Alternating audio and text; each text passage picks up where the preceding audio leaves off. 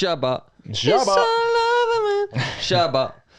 Shall I start with this? Yeah, let's do it. It's sort of become habit now. I don't even know what you include this or what? Yeah, you can do. Include it. Yeah. It's quite cool, isn't it? Yeah, go on then. Get us in. I'm itching, raring to go. Welcome to the Val Di Sole episode, which is. Do you know what I think we should say first? Oh. Well, we're recording this before it all goes down, so imagine something like mad on the run up to it. Yeah, it's happening, and then we don't mention it. Yeah, true. And you're listening, and you're just like, manifest something into... No, I don't want to manifest anything, no. Aaron Gwynn returns with a broken collarbone and wins. Val Di Sole. Exactly, yeah. Yeah, okay, let's not try manifesting anything into existence. No, but we will be covering Val Di Sole. Yeah. But, is that how you say it, Val Di Sole? Quick thing though, if you were to choose a winner for Val Di Sole now, before the event, who would you... Oh, okay. All right, I like this. Dude, I'm gonna go Jackson because it's just like it's only a matter of time. That's what I like that. So this is my pre-pick, but obviously this is coming out afterwards. So how weird would it be if he's actually won? It'd be quite cool. It would be cool. You've got to make a pick. I'm gonna go BK. He's hot off the Crankworx Innsbruck downhill win. Yeah, and I want to manifest that, dude. I want to see that tiger strolling around Hazelmere, or Wales now. Yeah, Welsh tiger. Absolutely. Well, we'll actually cover it properly with actual news of the event, not us guessing. Shortly, with the colour analyst. Shortly, who's on standby. Yeah, I mean, we've just come back from Germany, haven't we? Yep. We're trying to just stack some form of intro for this episode. Yes, back from Germany. Great trip. You look tanned. Thanks. You do? Yeah. I don't know. Well, I do know. I mean, it was Germany was hot, man. That was uncomfortably hot for a few days. I mean, obviously it was uncomfortable in many ways because we ended up in a hotel which was really hot. But also it was a warm. It was like 30 degrees every day. So hot. Yeah. There's a difference between being in a country that's like set up for hot weather. I feel like totally. You know, like lifestyles are set up for hot weather, aren't they? Whereas just being in a German city, I don't know if they're quite ready for it. No, I agree. It was, but it's been hot here in the UK too. And you know, I'm shirt off Steve when I'm out riding. Shirt off Stu. You know, shirt off Stu. When I'm out riding, I'll rock a vest or something like that, and try and tan up a little bit. Nice. So I rhino skin out. I'm out there doing it. Are you proper? Yeah. Yeah, no sunscreen or nothing, really? Which I might regret in later life. You might do. Weirdest thing about putting the podcast out, like, you know, you could come back to this in 10 years and be like, yeah, you got skin cancer. You can hear your mindset for that long. Yeah, years of it. So mate, thank you. Appreciate it. I feel good. You look good.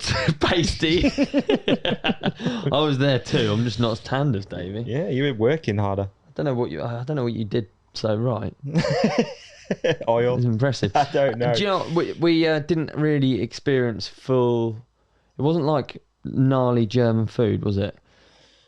No, it wasn't really. No, it wasn't. Trying to think. I mean, you were there a lot longer than me. So what did you do in the end? 10 days or something? Yeah. 10 days. I only did 3.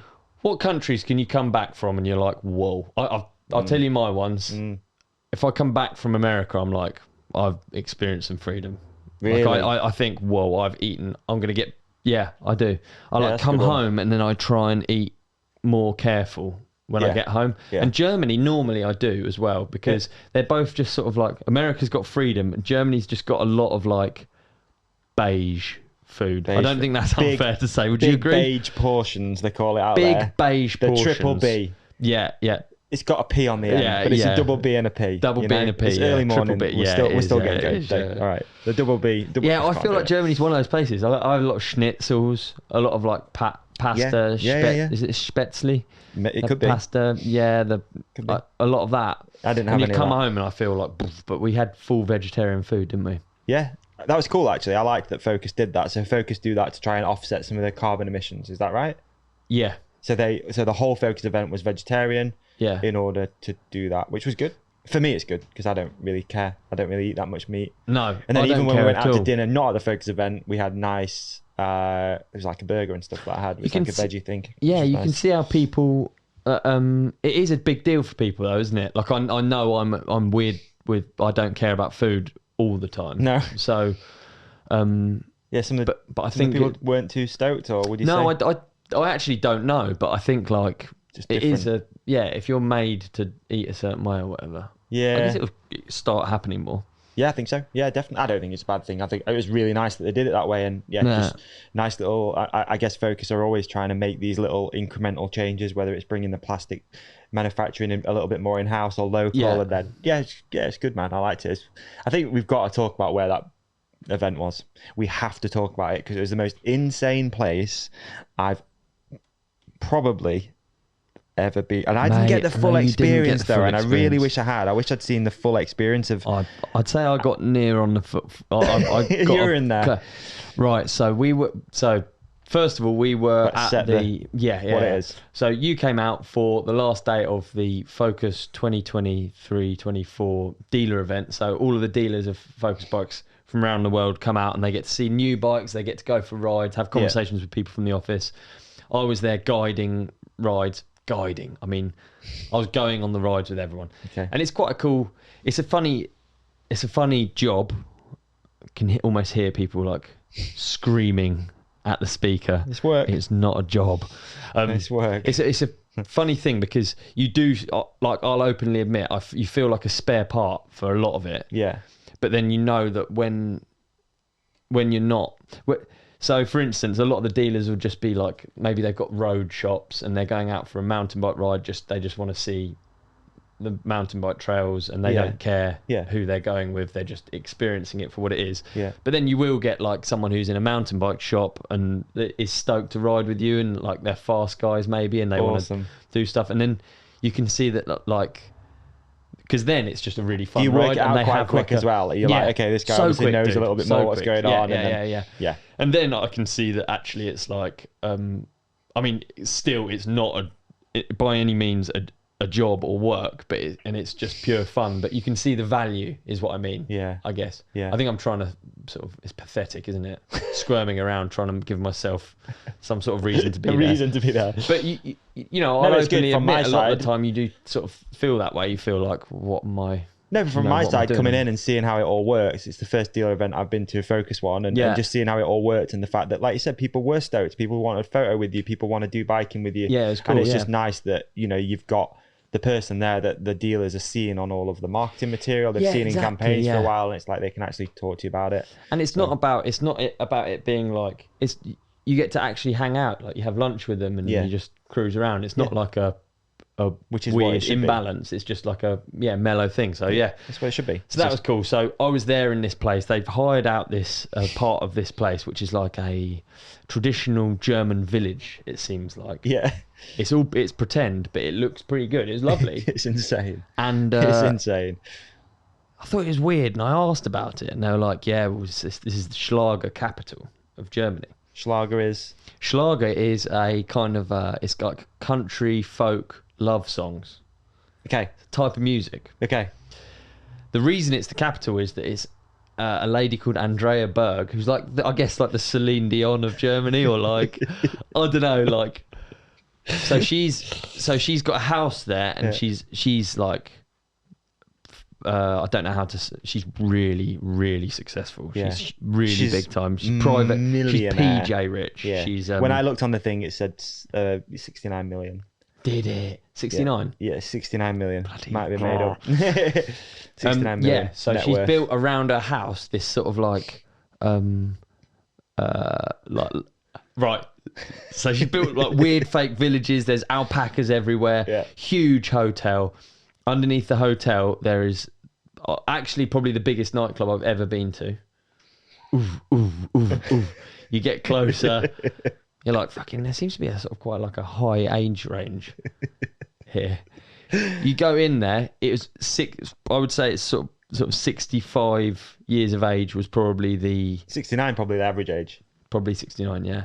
The average age it was insane. And it was, whether it's because German people are respectful or what, it was like spotless. This is a wild nightclub with many different rooms, different dance floors, people getting quite drunk seemingly, people making out all over the place. Average age, again, I'd like to make clear, is 65. Okay. And the toilets were clean. There wasn't sick there. There wasn't wee on the floor. Okay. Even had a theory that it was because they had the the bags. Stoma bags. Yeah, whatever it is, the colostomy bags. Yeah. But yeah, dude, that was the craziest thing, and they're all like Andrea Berg fans. Yeah. That's so cool that she just brings in all these people that are all, like you say, a fan. What a crazy thing. I guess Dolly Parton's got it as She's well. got Dollyland, hasn't she? Dollyland. Yeah, I've never been. Whether personally. or not you get to meet her there, and I've not been yet. Yeah, but whether or not you get to meet her there, I don't know. Yeah, I have no idea. But this lady was just knocking about. And she was floating around, right? Yeah, she's just floating around. Tell the story about the person who introduced you to her and the fame level. No, please. No, it's too good. No, I'm not. But it was. Mate, what a weird place. What a weird place. Okay. Yeah, it was. It was a weird place, but beautiful. Yeah. If anyone's going to Germany, I'd say go stay there because it's actually beautiful. Like the cabin was so sick that we stayed there. I was taking photos of all the little things because they got these, to say it was like I'd say a mass-produced area, got a lot of these different cabins. Everything had these beautiful little touches in there and stuff. Yeah. Really nice spot. It was good, wasn't it? So I was there doing a load of those rides, and then you came along and we had a ride, didn't we? We did a ride. Yeah. What you rode the?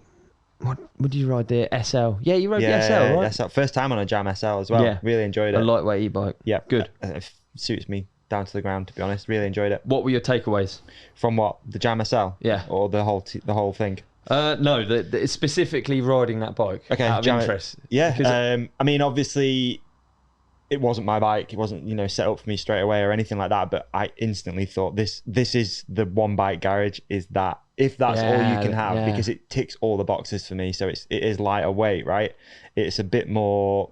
Well, with it being lightweight, it's a little bit more manageable as far as like you can throw it around a little bit more. And I'm definitely not a pro rider, but you can definitely. It doesn't carry that mass of a full e-bike. Yeah. I liked that about it. Trying to think what else. Again, like I was just playing around with it a little bit. A manual you could do without a massive pull-up sometimes. It's small differences, isn't it? But it is really noticeable. But then you have that little bit of a bit of help when it comes to a climb, which is, for me, I like riding down hills. I don't like climbing up them. It just ticks that box. So I think really good. And then also I think on the way back from the little ride we did, I tried turning the battery off, and you can pedal it like a regular bike. Yeah, it's weird, isn't it? Literally like a normal bike. Yeah, there's a little bit more weight there, but for the most part, it feels exactly the same. Yeah, so, I didn't feel underbiked, because a lot of the rides, you can get away with it. A lot of the rides, the other bikes were like full power. I think with the normal e-bike, if I went out for a regular ride from home, the battery is on all the time, and it's like it's always helping you, even if it's an eco. Whereas with that, I feel like you could literally just use it as and when you need. If you get tired, it's true. You could just turn it on and be like, actually, I'll get a bit of help up this. Yeah. So yeah, really liked it. Beautiful bike, really enjoyable. Yeah. Cool. I felt really conscious halfway through that. That was a genuine conversation. I felt like an advert. Yeah, and it wasn't meant to be an advert. I mean, we're a bike podcast, so we're talking about e-bikes. So yeah, that's true. Yeah, it was good. Really enjoyed it. It was good. I think those trails were really good as well. They were quite dusty. Yeah, dusty. Sorry about that. But they were also good length. I don't know. They're just a bit like home trails, really. Yeah. It was a bit Surrey Hills, wasn't it? Hillsy, weren't it? Yeah. How did you figure out where to go? So do you get people already done it? We got given a route. Yeah. Okay. Yeah. It's funny though. It's lost, with me and Eve. I'd have got lost. Would you? Oh, mate, someone said, here's you do the route once, and then here you go, take a load of people out. I'd be like, yeah, I didn't sorry, guys. First lap, I didn't get it either. Yeah, we could end up in the, no, I don't know where we're going to end up, basically. Yeah. It was good. We didn't have any big crashes or anything. I always feel conscious that I'm not really a guide. Yeah. And, I don't want to do a crap job and have someone come off really badly. I guess you have got to be mindful of not just disappearing and dragging people along at a pace they're uncomfortable with. Yeah, you've got to be the safety car, haven't you? Yeah. So is that how you and Ethan were doing it? One at the front, one at the back? We did it a bit like that, but there'd be other people from Focus, so it wasn't our sole responsibility, but it was, it was cool. It was funny, how quick you ramp up the speed, because by the end of it, we were both really dangerous down everything, because we'd done it so many times. Yeah.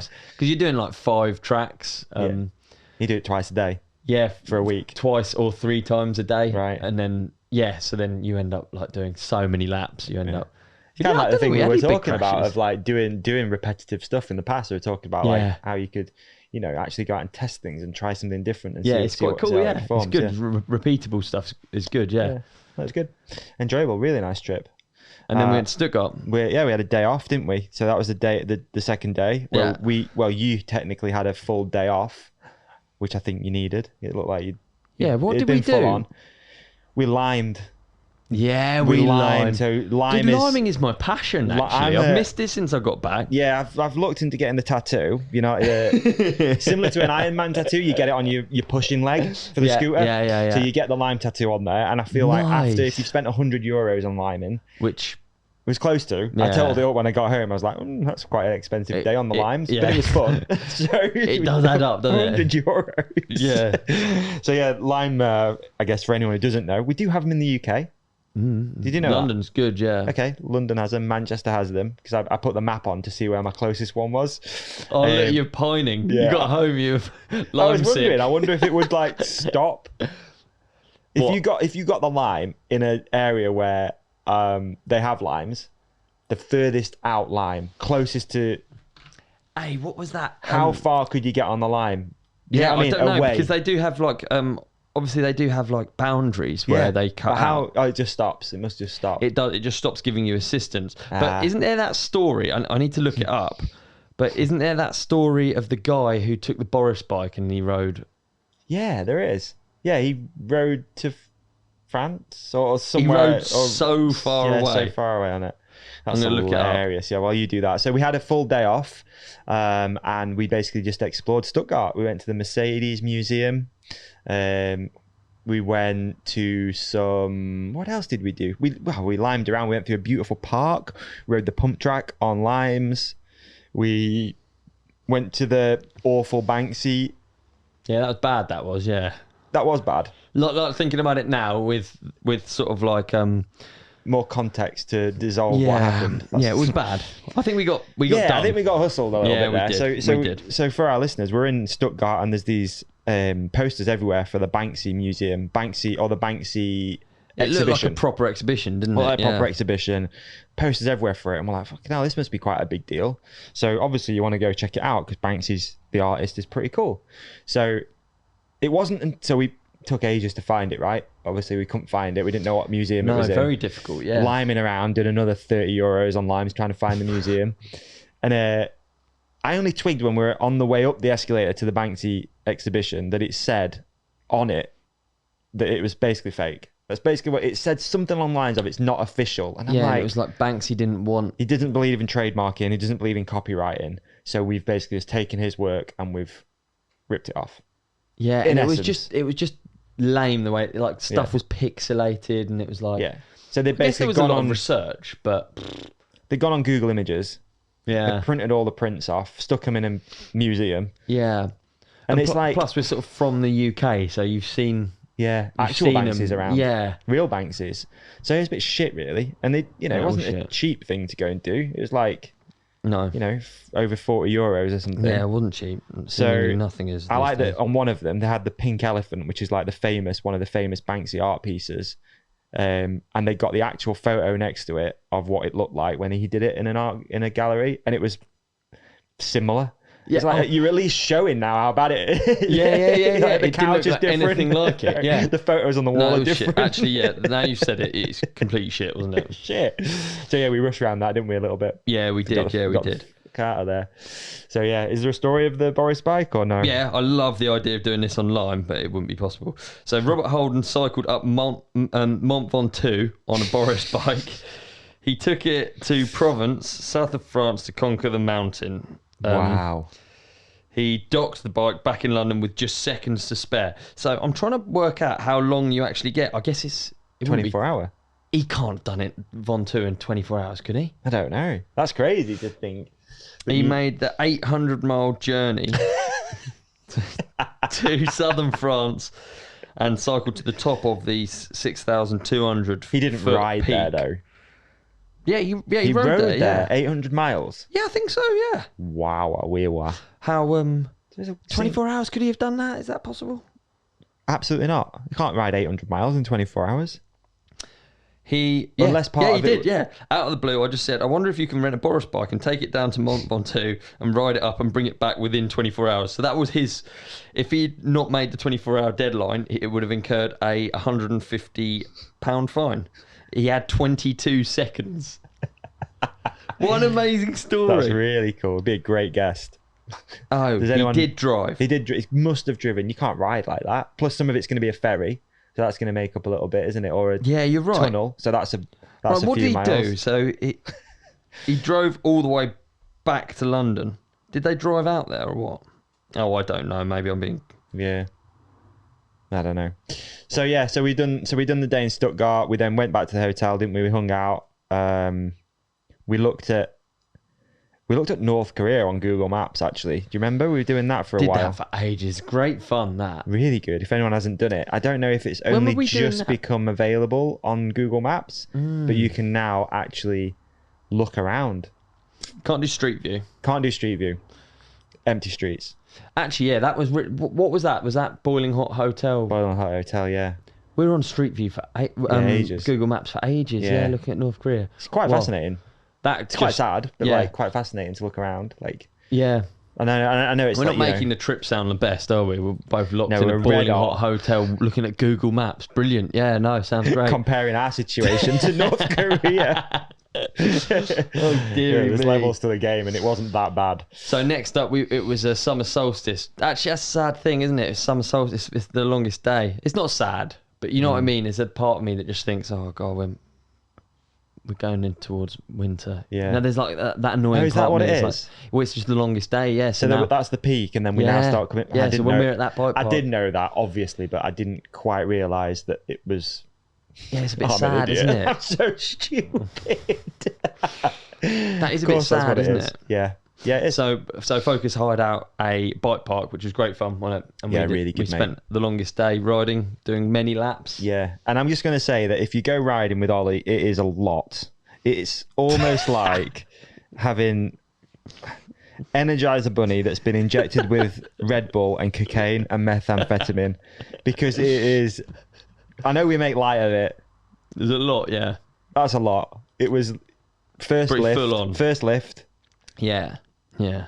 And then, almost like been told you have to stop biking now, please, but I'm shutting the lift. Yeah. And then, that is true, yeah. I remember there was 5 minutes left and you're like, we can get another 2 runs in. I'm just like...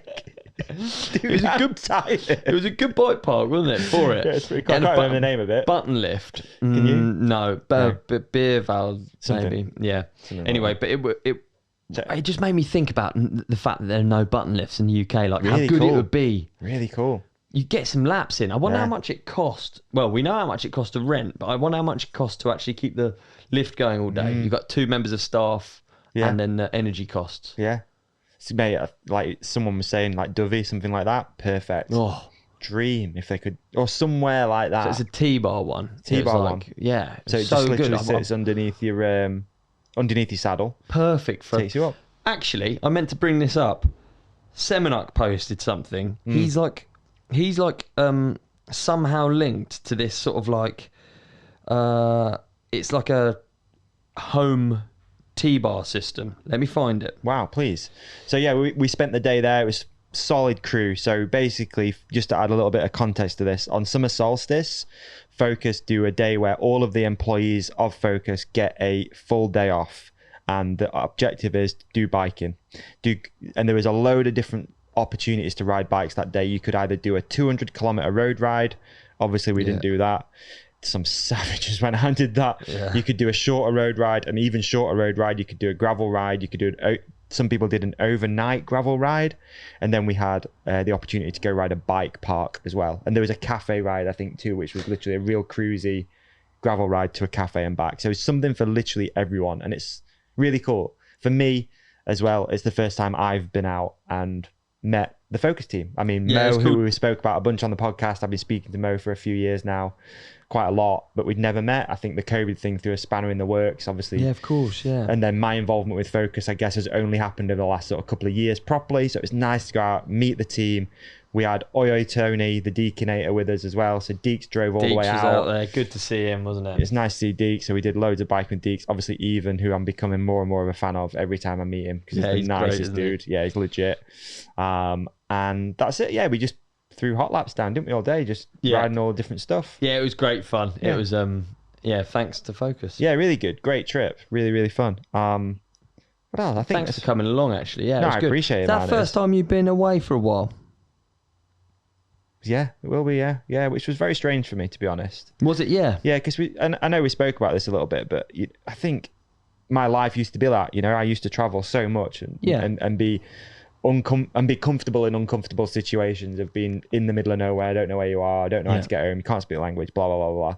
So yeah, it was, and life's changed a little bit, man. I like my comfort zone. I like to stay in it. I like my little circle. Yeah, but it felt nice to break the mold a little bit and go and,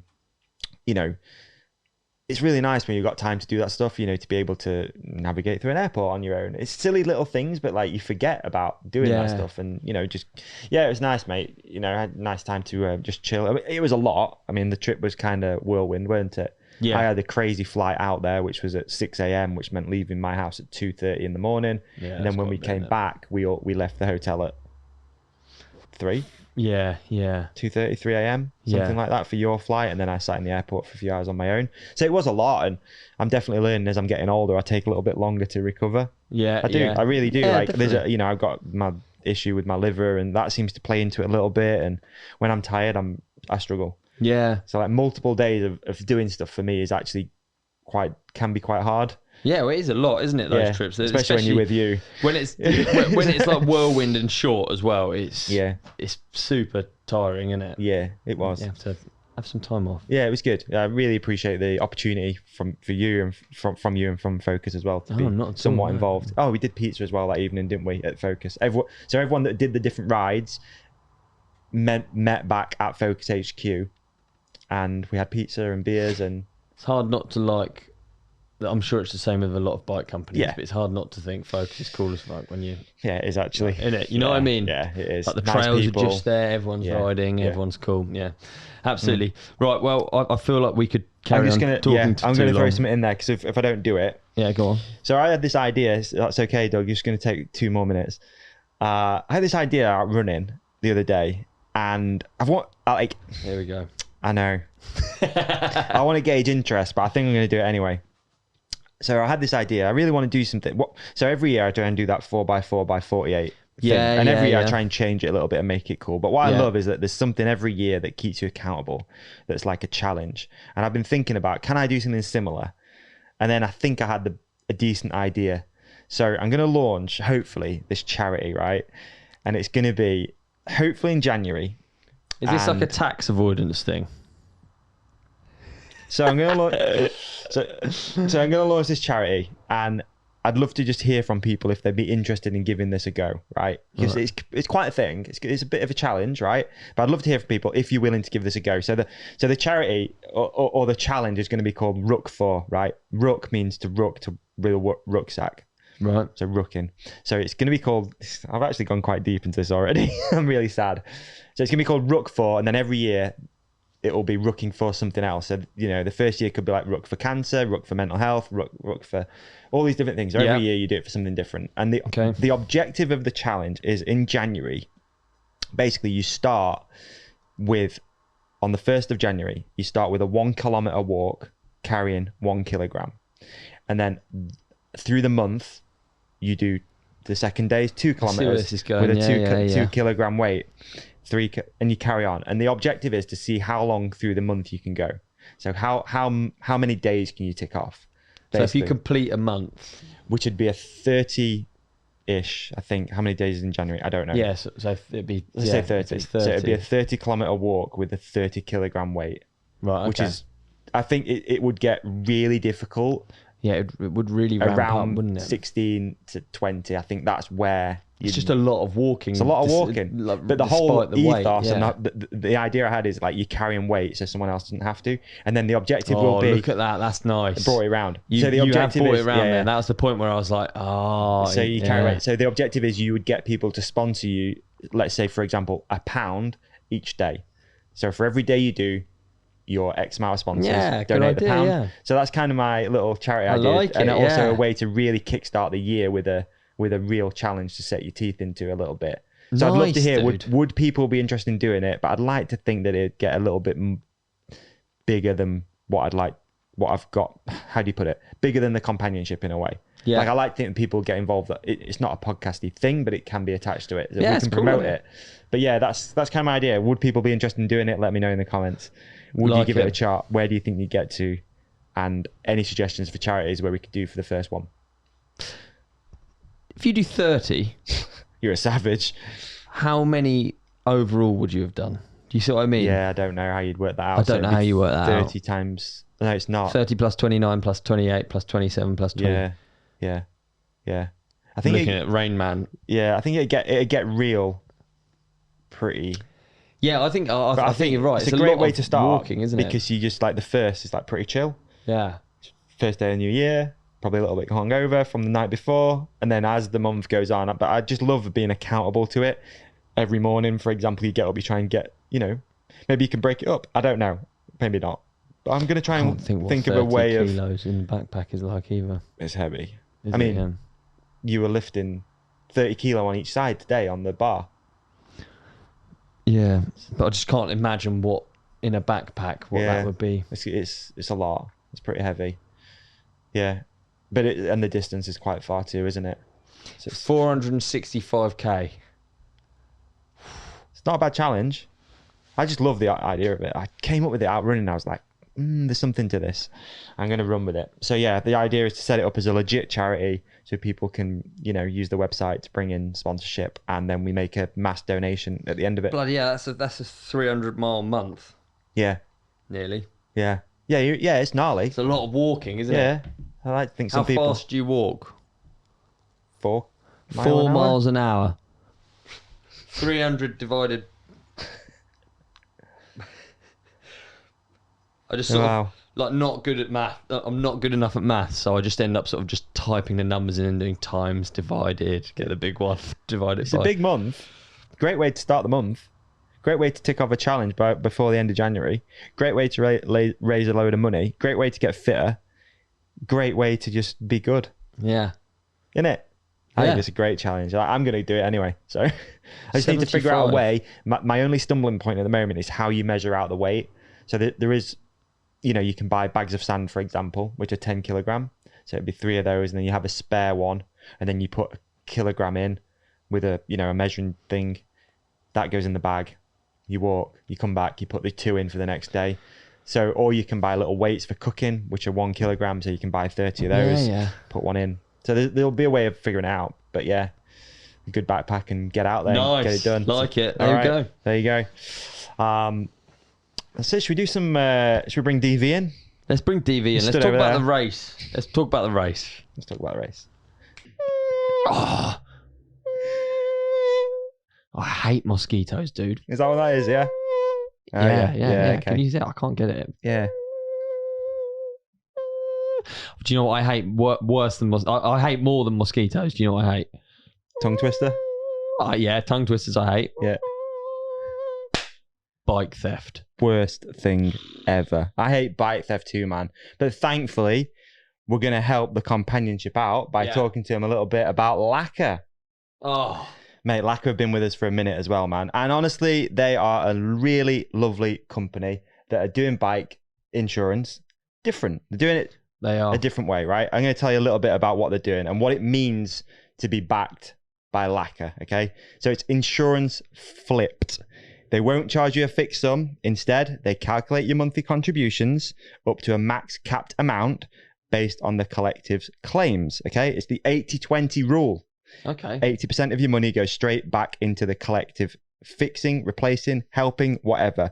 And the other 20% helps keeps LAKA's wheels spinning. It's pack mentality. Being part of LAKA means committing to look after yourself and your stuff for the sake of the group. Think team first, okay? I like that.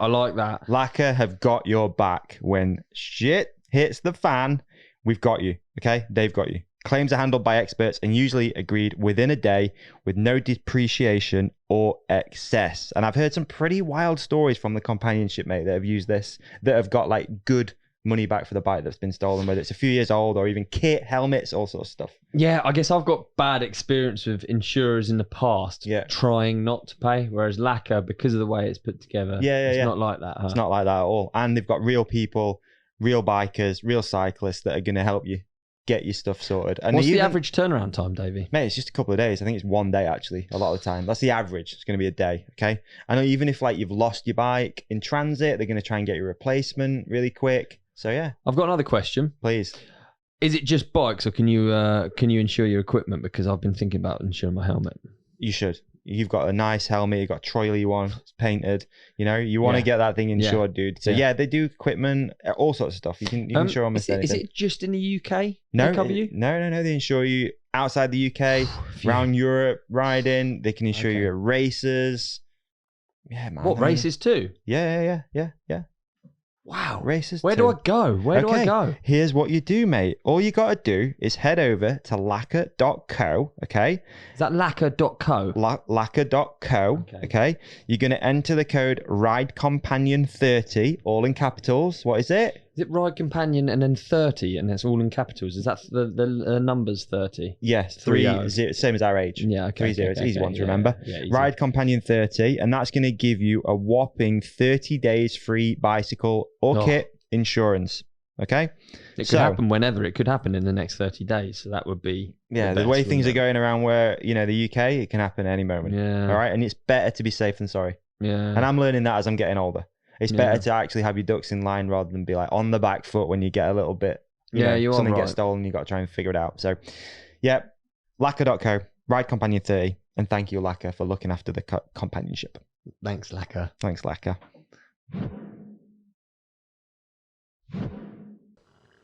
Oh, look at that, we're on. Are you going to snap it now? Yeah. But don't be lethargic. No, because this is the race report and we have to be... It's Val Di Sole.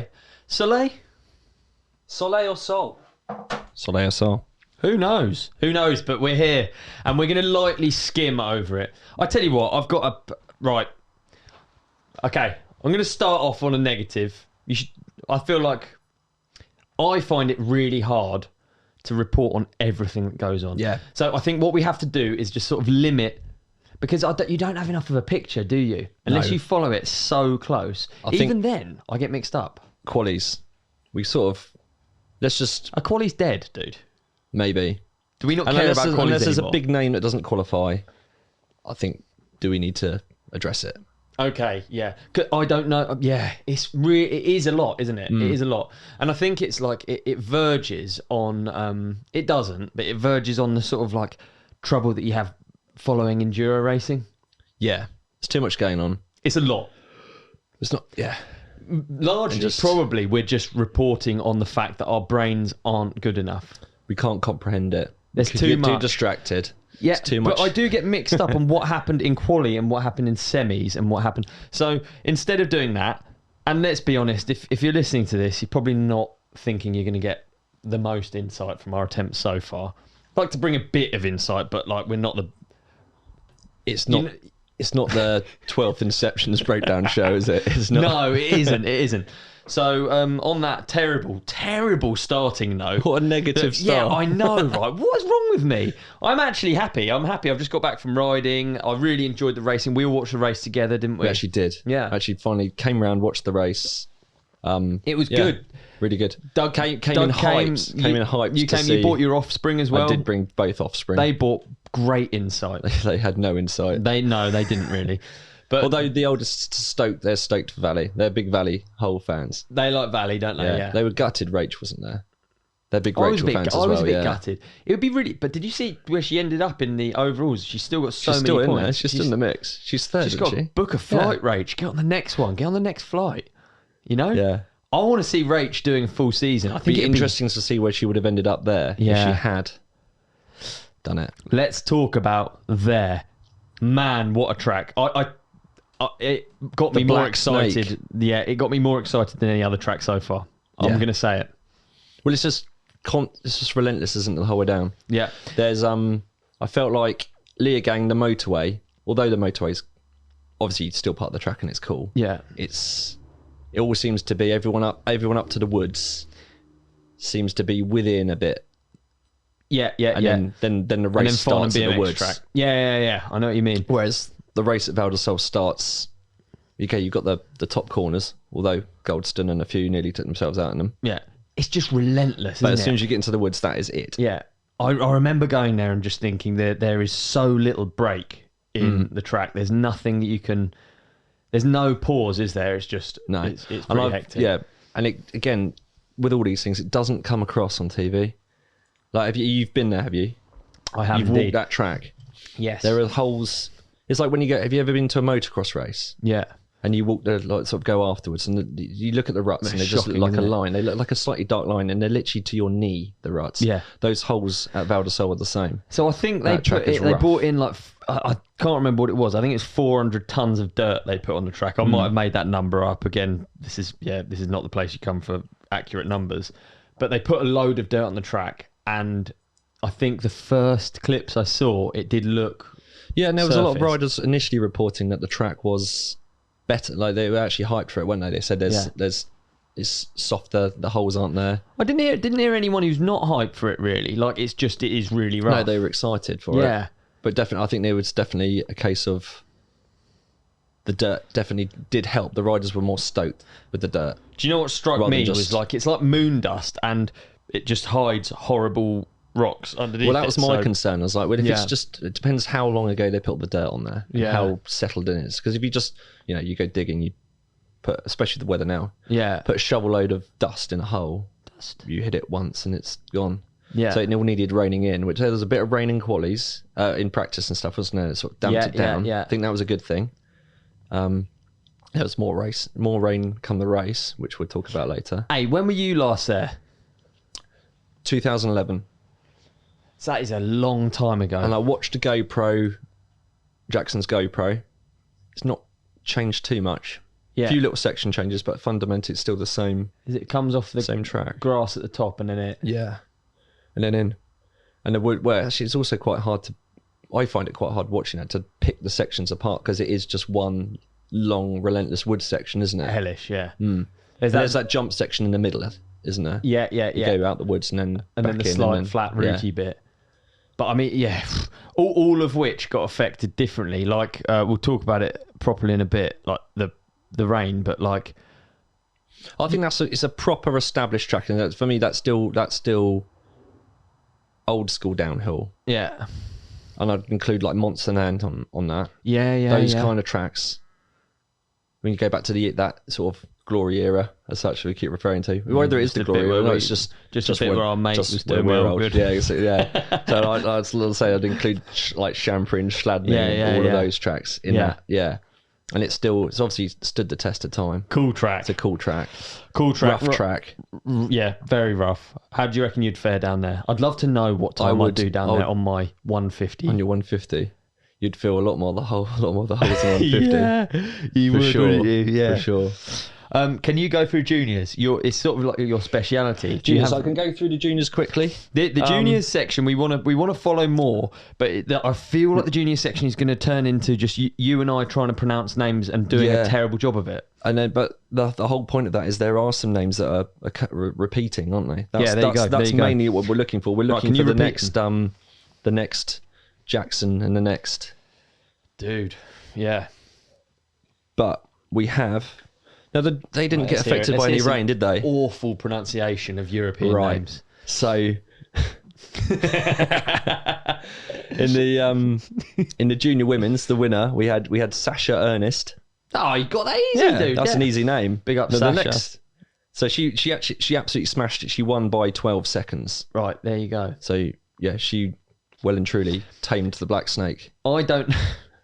Seems a bit, like junior women. I think we. Yeah, All right, yeah. No, just move on. Yeah. No. It's just Val Di Sole track. Yeah, we say So she tamed the Val Di Sole. Tamed the Val Di Sole track. Yeah. Okay. Yeah. I think. Yeah. And then we have you've got a funny name pronunciation. We had Aris van Leuven.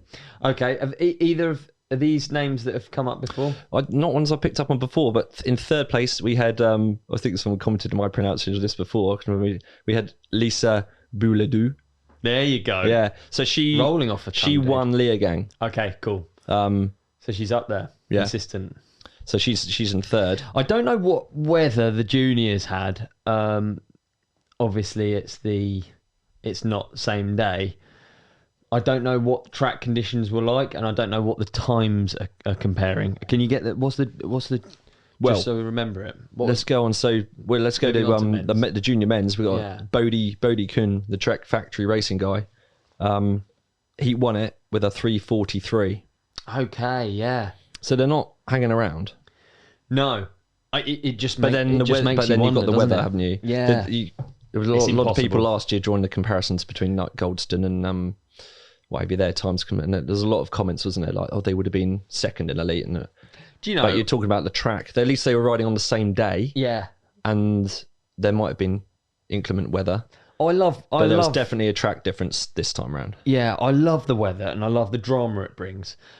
But there is also part of it that is mega annoying. And like, you know, we've seen people win in the dry when everyone else is going down in the wet. Yeah. And it's just such a... I mean, what a stinger to win. To have the asterisks. Yeah, so you could talk about... Obviously, when I came around to it, Bernard was in a hot seat. The weather had come in. Dude, And we were excited, but it would always be... And again, X many years' time, no one will remember. No, when you're 50 at if he had, to be honest, when I'm 50 would there be? Is it one of those like, you know what I mean, asterisks against it? Yeah. Do you know what I mean? Yeah. So I'm sure you would have been stoked to win, but would he have rather it been like a? Because that's the thing. Like at Leogang, when we had the weather issue as well. Yeah. And I think Troy's mechanic, they on a vlog thing I watched for that, and he's like, we don't care what the weather is as long as it's the same for everyone. Yeah. Really. It is annoying, and I think those asterisks are a pain because, especially, let's say Kolb, for instance, he's ridden, he's worked for 9 years and just got a win, and if it has an asterisk, it's like that's nearly a decade of work to get something that people are gonna talk about if he had won in the rain. Yeah. If he had won in the dry and everyone else had gone in the rain or whatever. Then he'd be like, oh yeah, but it was always, Weather is annoying actually, with downhill racing. But you can't control it, and it's part of the sport, isn't it? Love a wet race, but as long as it's wet for everyone. Yeah. But also it does make you think, doesn't it, that track changes and that, I mean, no one's riding the same track, especially down something like Val Di Sole. Yeah, because, you see get the track breakdown. You see some of those turns and you just think... And there was part of that with the turns where they start off, you see some of the ones they're hitting and they're, I think there's a couple of those said, like, even the commentators that has that corner now reached its point, it's blown through. What is it, elastic threshold? It says elastic limit. That corner's reached its elastic, it's beyond elastic limit. Yeah. And then you just think you've got the other guys coming down. Yeah. And you're just waiting to see, like, they're going to put a front wheel through it. Yeah. And it's a real shame when they do. But I think that's when the experience comes in, isn't it? You're going to... Yeah. The guys have been on the circuit for X many years. They're going to know, or maybe they count for track degradation. This is the problem with the weather, right? Because you then have casualties of the weather. I've got a list of people who I thought were like casualties of the weather almost. Like, Minari's been puzzling for a bit and he's had to swap out I think he was working on his rear end of his bike and changing frames and whatever. He said he had troubles. I should have looked at the interview more, but he's a tinkerer. He's always looking, isn't he? Yeah. But he came down in the wet, and I think at the pace they're going at, as soon as you have one moment, it just changes how you attack everything. And I think they're the Well, we were chatting about it at the time, weren't we? Yeah. So if you're going down that track at a given speed, and you've built up to that speed throughout the few days, you know the limit of your grip. Yeah. I assume you learn, if we go riding, you hit a couple of turns, you're like, right, that's the grip limit today. You it's like you feel it, don't you? Yeah. If that then suddenly changes halfway through your race run, or you've got no idea and you drop out the start gate, and within the first turn you're like, well, that's greasy. Yeah. Then it's just a reset, isn't it? It was real hard from the broadcast. You must back off. Yeah, 100%. You just can't ride how you... It was very hard from the broadcast to work out which bits were actually wet, because you could see like the bike park hard pack turns when they're obviously undercover. You could see that visibly that riders were like backing off a bit into them. Maybe there was a few crashes, and some of the rocks looked like completely gloss, but without being there, there was also sections where dust was still flying. Still so it was powered, they were getting tarred and feathered on the way down. Yeah, they were literally. It's well hard to work out from the broadcast, but like certainly there were weather people that didn't do as well. I don't know whether Bruni I would put in there, LAKA I'd probably put in there. I mean, did you see Jacob Jewett, the pivot save? He definitely big and saves. We can talk about some saves. Yeah, Breeden as well. Oh my. Whoa. He's. I think Milway needs. Well, maybe I was going to say Milway needs to get him on the more bench press, but he did. Yeah, he did max bench press. Jim did save his I was going to say. Yeah. Good to see him roll out of that. I mean, how fast is that? Do they don't? That's not got speed track. That's insane. That bit of track is so fast. He did actually roll around the berm on the clip I saw. I think it stopped. He did actually roll. Oh no, he rolled out over the back of the berm. I think he ended up on the four-cross track, cross-country track. Did he? Yeah. He went through 2 lots of tape. Yeah. Who did I see? Someone went outside of the... Hey, riveting listen, this is. But someone went outside of the markers in a mistake. And you saw like the... what do we call it? The marshals. They got an instant DQ. And they just go outside of the markers, and I did think I saw that there's less tape, isn't there? Yeah, they've just got the markers now, haven't they? Yeah, and I think they tape sections where it's possibly hard to define the markers because they're given heights. So like if you've got like fadeaway sections or something. As a positive, the tracks look good. Yeah, I think it's a positive change. The tracks, I think they've made them look really good. But yeah, do you think they should bring in like a again, probably impossible to judge it. But do you think they should? If you go, I mean, if you cut a corner entirely, then obviously DQ. Yeah. But do you think there should be a little bit of like, if you just happen to go slightly right of, I mean, you're talking an inch, one side of the marker than the other. Yeah. Should there be a bit of, well, did you gain an advantage from that? I don't think it can. But then I don't think you can. No, through saying that, it's like, well, then. If you know you can push it a little bit, you're just the riding line then maybe moves. And what happens then where do you stop? In the championship chase if one rider crashes and then one goes outside the marker? So while saying that, we've just also decided that you can't. Yeah, it's got to be black and white. Yeah, it has to be. Yeah, it has to be. Right. So we've done. Let's move on to the women's. Cammie's ride stood out because she had a big crash and then she ended up in second, which is her second place. She's got the leader's jersey. Valley's taken it now. No, Valley's taken it. Valley's taken it. Okay, there you go. Yeah. So she's got her second place now. So we saw that one. Yeah, there you go. Yeah, true. So Valley's taken it. Valley's taken it. But it's pretty tight. There's not much in it. Yeah, Cammie's 3 seconds. That's consistent, isn't it? Is that down to the semis? Is that why it's no? Because it's been the women's race. I can't remember. Really exciting. She didn't quali first, and she qualied first at Lenzerheide, did she? It's just too many races, dude. Yeah. Well, how many have we? I'm just trying to work out whether she'd just be consistently there. Yeah, she definitely consistently there. We've Rach won, and then we've had Valley 2 on the trot. Yeah. But she also won semis. Yeah. So going to the overalls Valley's really pulled it back from Lenzerheide. Hold on a second. No, Cammie is overall. Yeah. What overall points? Yep. Cammie's overall in the lead on points. We're doing this on the fly here. Didn't they give her the jersey on TV? Who? Valley. No. I think you're just getting confused because you've got world champ stripes, maybe. No, I'm pretty sure Cammie's in the lead with 1,020 points, and it's got the breakdown here. So, I mean, she won qualifying and semis at the first round, and then came second. Then she also won at this round qualies. So she's right there. It's mega cool because it is. I guess having more races does make the points more interesting, doesn't it? The overall standings. So I think the points are really.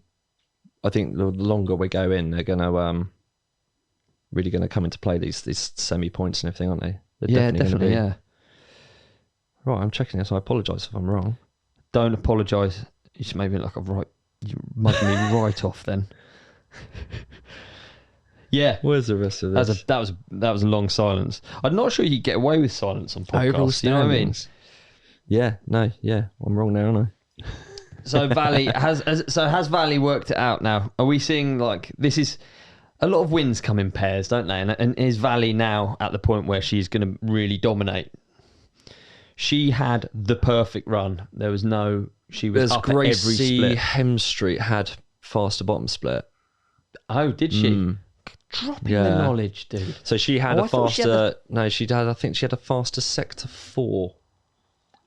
Again, how come you're some sort of sector 4 expert? I'm gonna have to look this up now. Yeah. Now I'm gonna question everything I say because I've clearly just. This be really entertaining. Just us sort of trying to like stitch each other up and pick holes in everything each other says. No, I'm looking at the splits and it's just saying a load of ones. Yeah, but if you look, this is what we were on last time. You're looking at sectors like okay. So she was first the whole way down. She was green, but if you look at sector things, so fair enough. You've done me there. It's a difference. It's the difference between the perfect run, and what she did. So I think if she'd had Gracie's split, it'd be Valley on all of them, apart from I think there was one where Gracie Hemstreet would have. No, I do understand. I do understand what you're saying now. It is actually a. It's confusing when you look at the data, isn't it? It is, especially if you have sort of like an underpowered computer unit. My brain. The perfect run is actually. Wow, it would have actually been 2.6 seconds. Yeah, she had quite a punchy split. She pulled a lot. There you go. So I don't know when the rain started coming down. It was after the women's, wasn't it? Yeah, was it towards the end? Or no, it wasn't. It was after the women's. Yeah, after the women's. Yeah. So I don't think they weren't affected by the weather. Okay, got you. Oh yeah, I see what you mean. Yeah, there you go. Well, hopefully I've redeemed my huge. No, I think you're doing hallucination of Valley getting the oval jersey. Yeah, you made it up, dude. Right, another thing I wanted to talk about was Jordan's crash. Jordan was showing promise, showing pace. I think he would have been up in. He would have been up in that podium mix, wouldn't he? Yeah, and then he had a huge one. I can't really say at what point because the track started drying out, and it was like for so long it seemed like it wasn't possible. Yeah, but when we were wondering, right? So we were sat there watching, we were waiting, weren't we? And it was like the split gaps were creeping down. Yeah. And then I think was it Troy who was the first one to? It was come down, and then we're like, oh, okay, it's possible. There's blood in the water now. Like blood in the water. Yeah, and see what And there was still obviously the punchy point in the end. Yeah.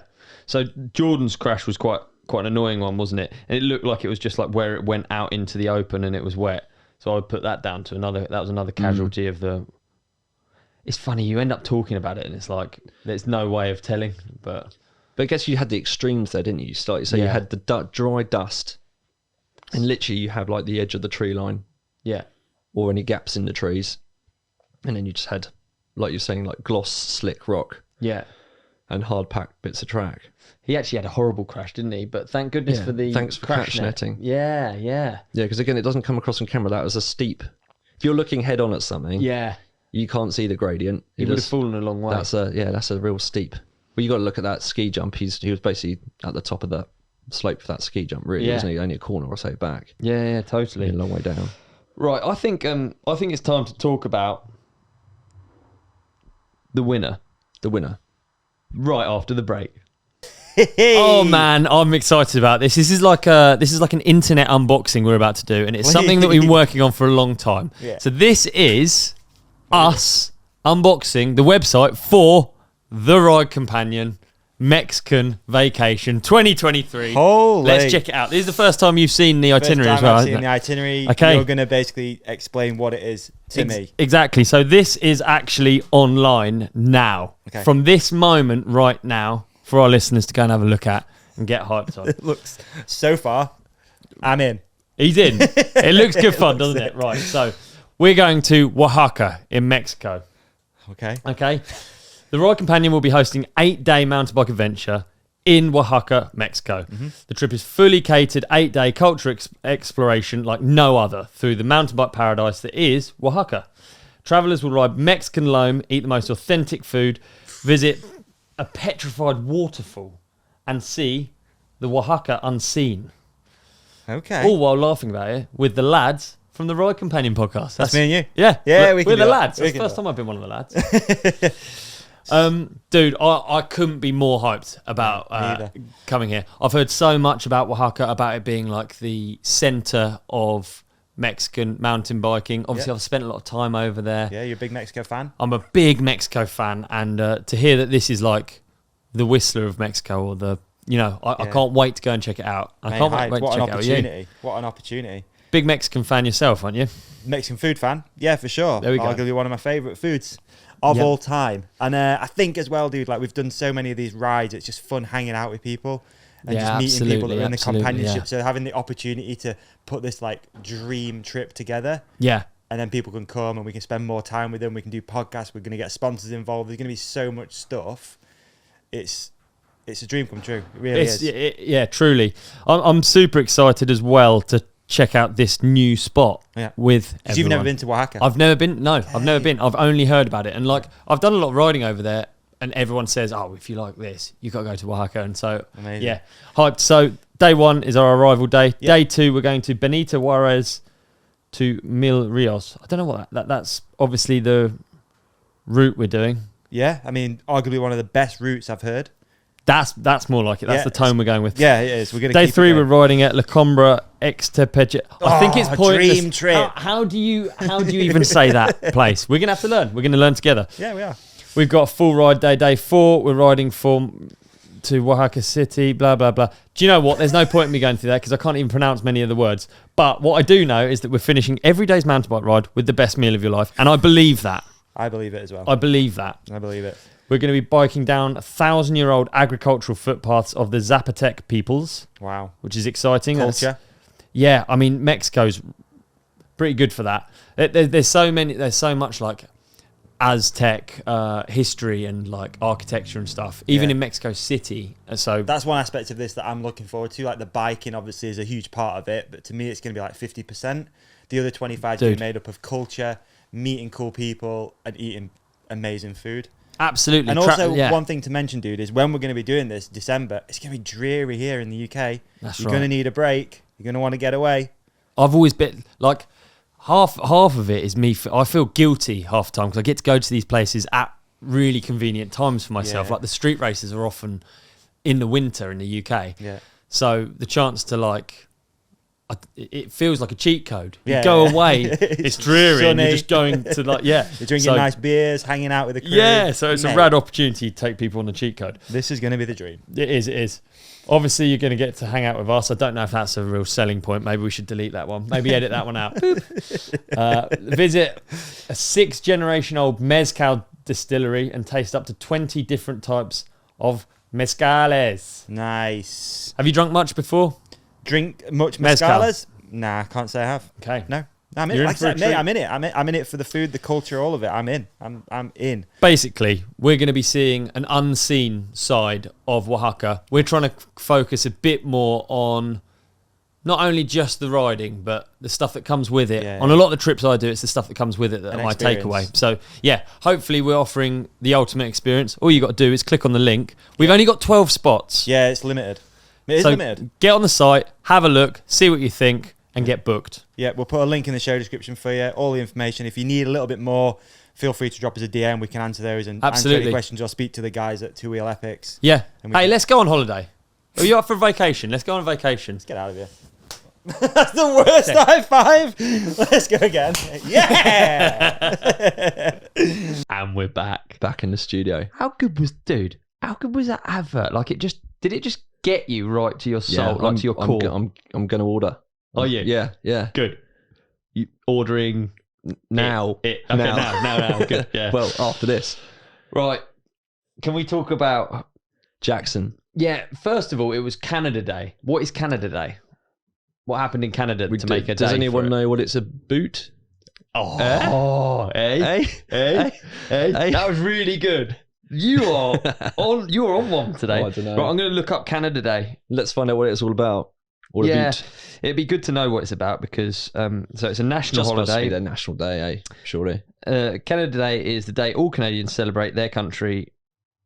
What started as Dominion Day, slightly darker sounding. It commemorates the unification of colonies within the British North America Act. There you go. I'm none the wiser. No, I'm not really. It's just one of those things. It's somehow, yeah. But hey, it's Canada Day. It's Canada Day, and Jackson Goldstone. So we had a double Austrian win in Austria, and then we've had 2 Canadians, 1 and 2, because Finn was second, so it's 1-2 on Canada Day.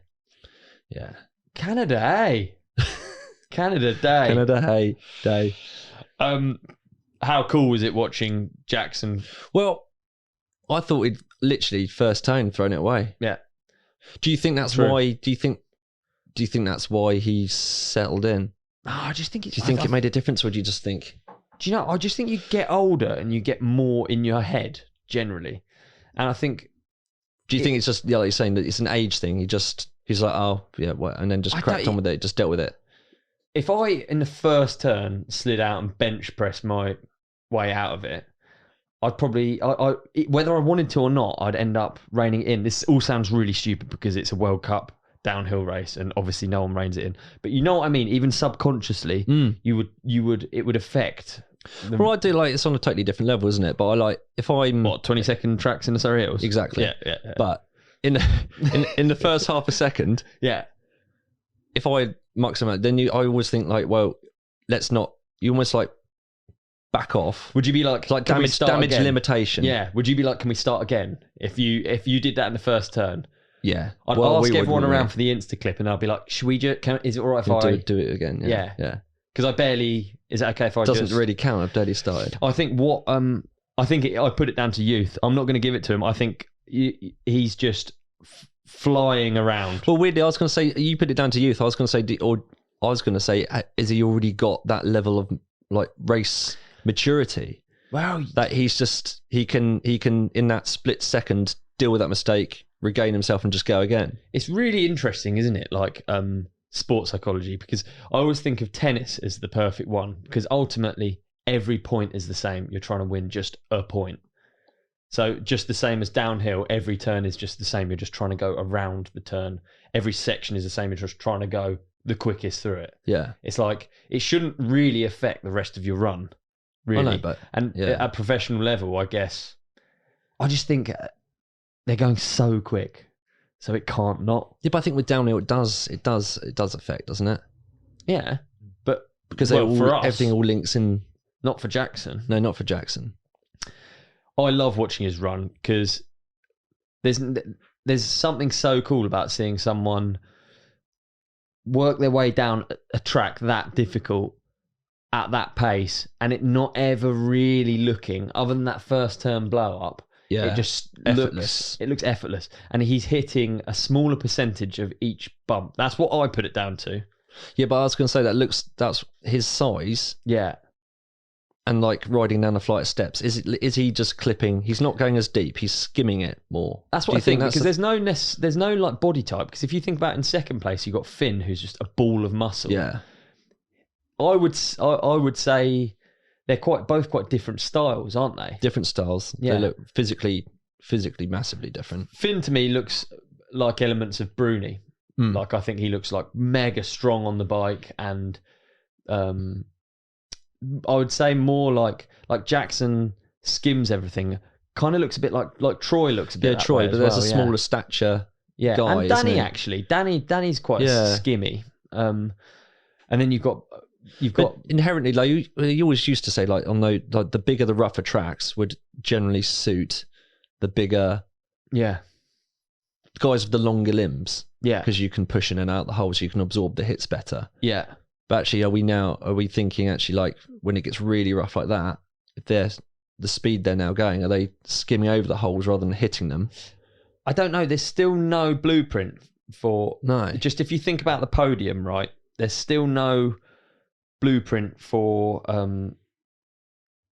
what a downhill racer looks like, is there? It's. But I think that's such an amazing thing in this sport, isn't it? It is cool, yeah. Do you think about like horse riding?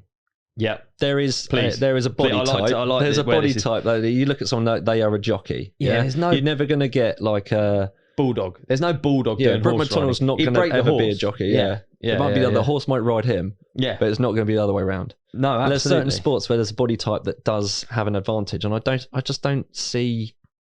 Downhill doesn't. I think that's really cool. I do think that's cool. I like that about downhill. I'm just trying to find the results here. I wanted to draw a comparison between De Prella, his style in third. So you've got, this podium is a really cool mix of styles, I would say. So we've got Jackson in first, Finn in second, and De Prella in third. De Prella to me is like ragged edge. Yeah. Like it's so exciting. His run was the most exciting. Yeah, yeah. Especially when I'm just saying about like making mistakes and picking up again. Actually, to be fair to him, he had a huge one, didn't he? He basically like paddled round a rooty chicane halfway down. Yeah, regained it and carried on. He's got some pace on him, but it's just like there's more of a rolling of the dice. And then you watch Jackson; he picks his way down the track. It feels like, and then you've got Finn in the middle of those two, who's kind of a combination. I'd say it's just like a heavyweight Jackson. It's like. There was also a lot of different lines and those riding styles between those three. I felt like there was quite a few different lines through some sections. I can't. Yeah, De Prella was just clattering, wasn't he?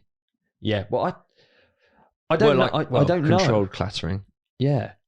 But it's just a riding style. Yeah. Yeah. Where do you say you fit in those? More of a I paddle around most corners. Actually, where can you say what sort of animal? You are, if you're like spirit animal for riding downhill. This is going wrong, isn't it? We're going from talking about the World Cup overall to spirit animals. Totem I still just do want to hear what animal you would say you are. Tell me what one you are. Give me a chance to think. You've sprung that on me. Okay, yeah. I'd say I'm like a honey badger, dude. Like aggressive, and unfazed sort of like, by features. Maybe a Tasmanian devil. Well, no, I've got someone. I know someone who was the Tasmanian devil. I'd say I'm not. I wish I rode like Jackson and Finn. I wish I was as strong as Finn, and I wish I was like as calculated as Jackson. But I think I'm closer. I'm more towards sort of like De Prella's steez, I reckon. If I had to look at this sort of lineup of the best riders in the world that I can compare with. I don't know where this is going. Honey badger. You're a honey badger. Yeah, you. A dolphin? Ooh, Dave. Just a dolphin down the track. Sleek. Bit sleek.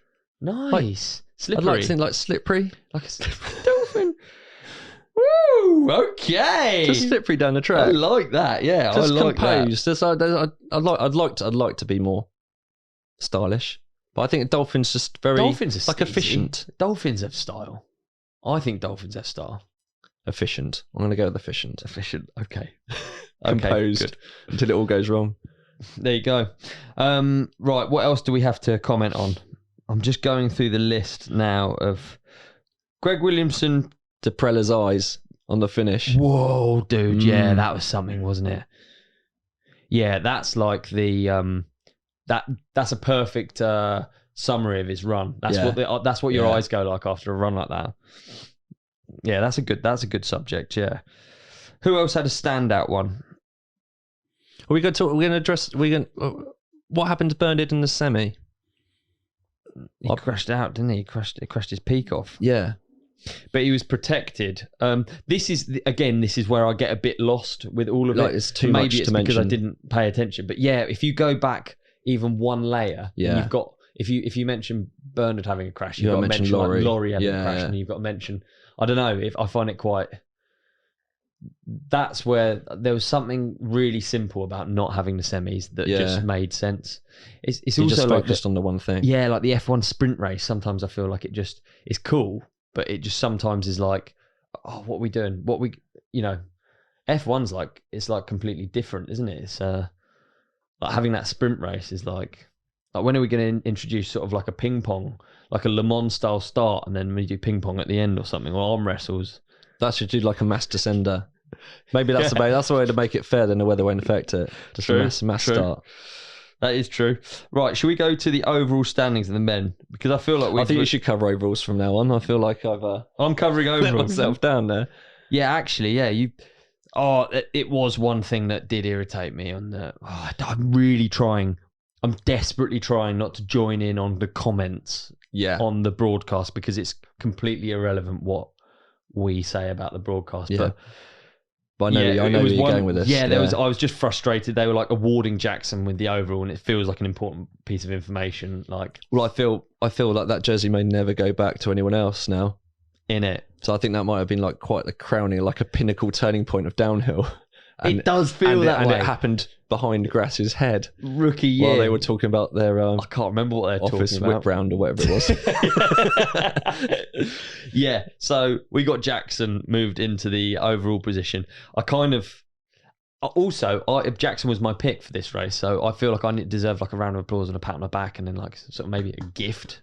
I could have a gift or something. Yeah, but he's now taken the leader's jersey. Is anyone going to get it off him? Do you think? Well, what are the next rounds? What have we got coming up? I mean, it is unbelievably tight between him and Finn. Yeah, they might as well do a nice little double jersey. We got Finn, then we got Vergier, Kolb, and then Bruni. So that's the top 5. Jordan Williams, even with his crash, is in 6th. Yeah, I see the top 3 are super tight, aren't they? Yeah. It's really close racing. It is actually so exciting. And when you look at the overall standings where it has the numbers underneath it, it just goes to show how much it can move around. Like, for instance, Jackson on the second round qualied 30th, you know? Yeah. Like, you can... I think that's the cool thing about the format is that you can have off days. But he's now in the leader's jersey. Will anyone get it back? What an amazing rookie year. I like doing this exercise. When I was watching it as well, I always imagine being him. Imagine you at that age. Imagine the feeling. Steve Peake coming over. This is your rookie year in Elite. You've just won your first. The same for Jordan. Do you think they had expectations of themselves? You think, obviously, I'm sure all the teams are just saying, like, it's your rookie year. You're coming in. Don't. Do you think anyone? I mean, we're all expecting it. Do you think there is the pressure? I think with Jackson, he's got a real head on his shoulders. I don't think it is like when I compare myself at that age. I wouldn't be as been doing mature. It so long. Yeah, so it's nothing different for them.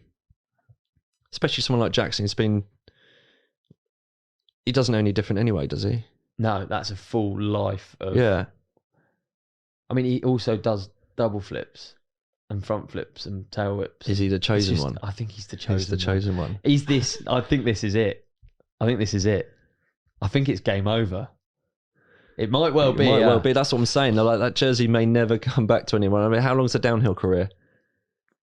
We should take Minnaar as the... or do you think he's the first person who's going to challenge Minnaar? How old's Jackson? Because I was originally thinking, like, Minnaar being the GOAT. Yeah. And obviously the sport has changed. And people are saying you're never going to have that level of domination because the sport's changed. Yeah. But do you think Jackson could be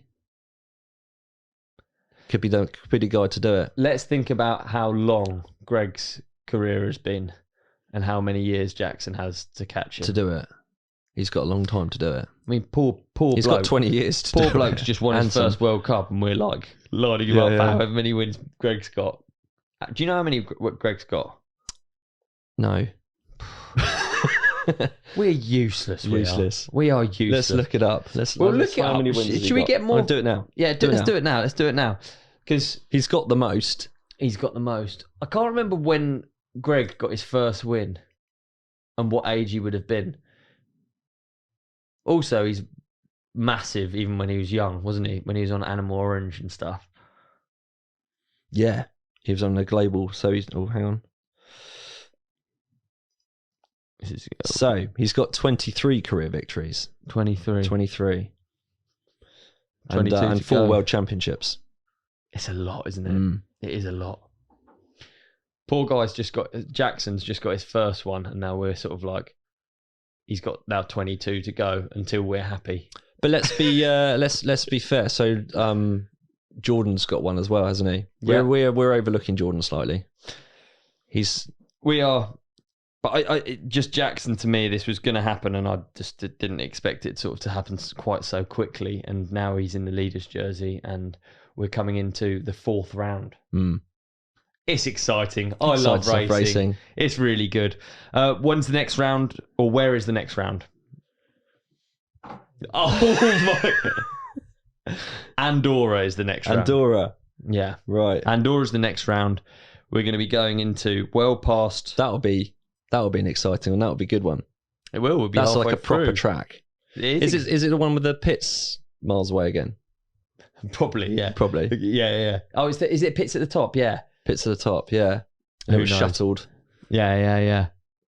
Weird setup that. Yeah. But so Andorra will be the mark of like reaching the halfway through the season. Yeah, halfway halfway.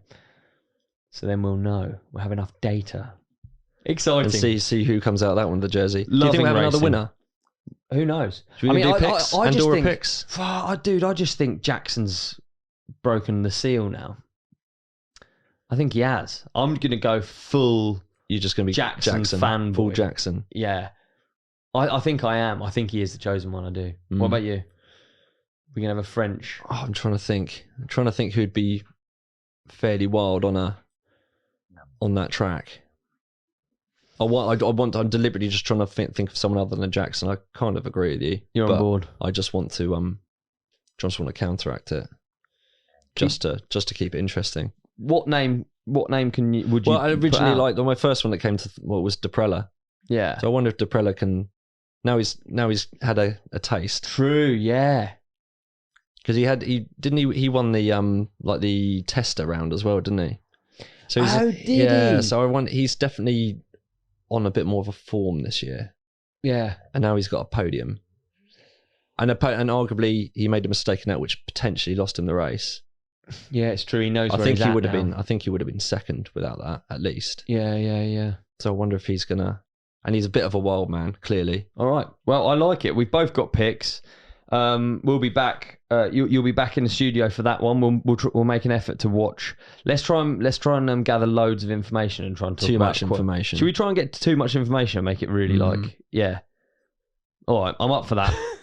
Well, thanks for joining us. I'll get my facts straight. Yeah. We'll all get a fact. We'll get better. We're getting better. We're working to improve. Back to the show. Thanks, Dave. Davey, I feel tired. Oh, it's like the world's getting on top of me at the minute. Is it? I feel stressed. I feel like ugly. Oh, sorry. I do actually. Why'd you say? Yeah, I do. Anyway, I feel like little things like, I feel like my nails. A bit. Yeah, I feel a bit useless. Like someone's taken a saturation. They've just turned it down. Yeah. On life, on me. Yeah. Do you have any suggestions on how I can pick myself up out of this? I do, mate. I've got a great suggestion for you, and it's one of the reasons I started taking AG1. Okay. What's that?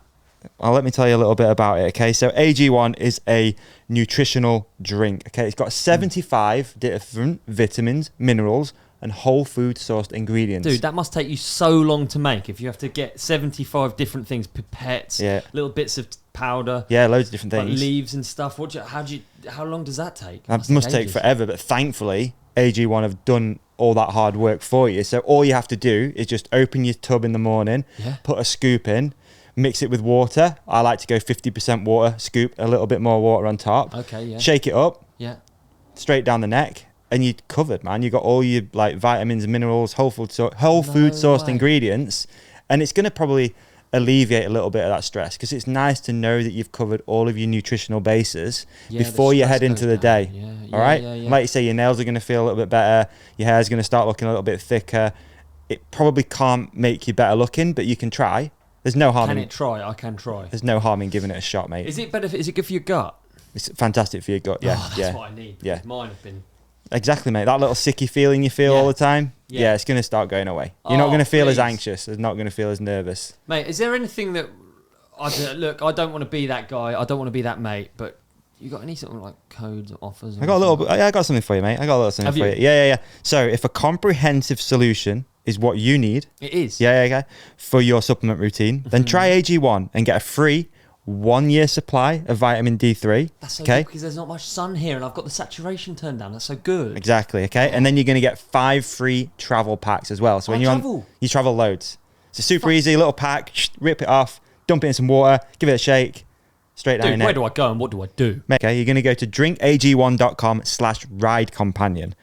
Okay. That's drinkag1.com/ridecompanion and check it out. You go there, it's going to do all the work for you. It's going to give you vitamin D. It's going to give you your travel packs, and you're going to get on with your life feeling better than what you do right now. Yeah, exactly. Better than this. Anything can be better than this. Eh? Exactly. Thanks, AG1. Thanks, AG1.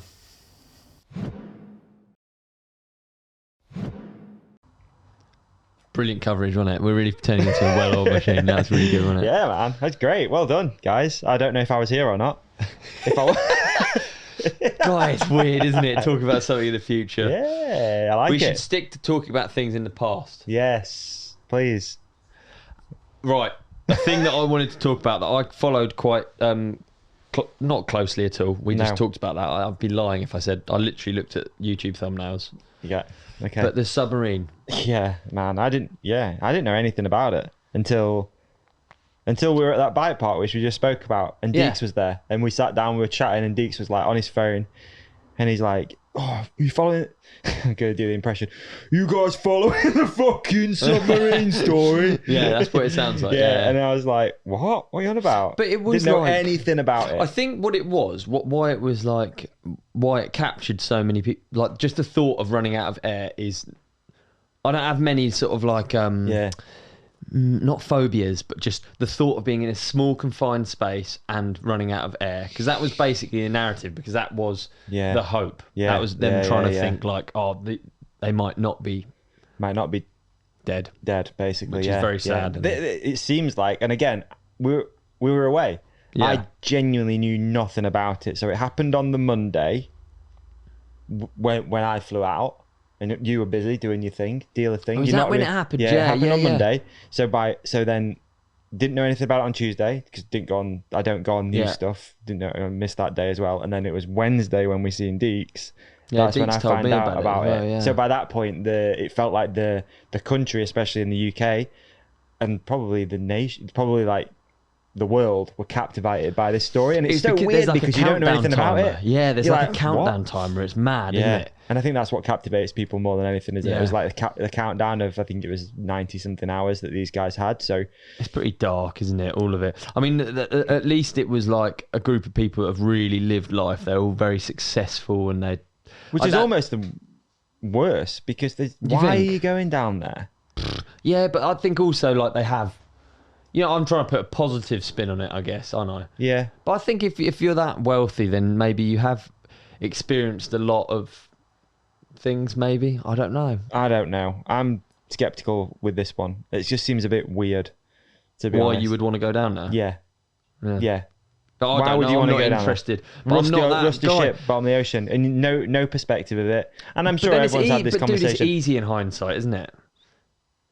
Okay, how about genuinely, if someone said to me last week before, do you want to go down and see Titanic in a submarine? No. That's my answer instantly. No. Well, yeah, same for me. Yeah, absolutely not. But then it's easy to say that now that it's imploded. Just like, all right, your charity idea. Yeah.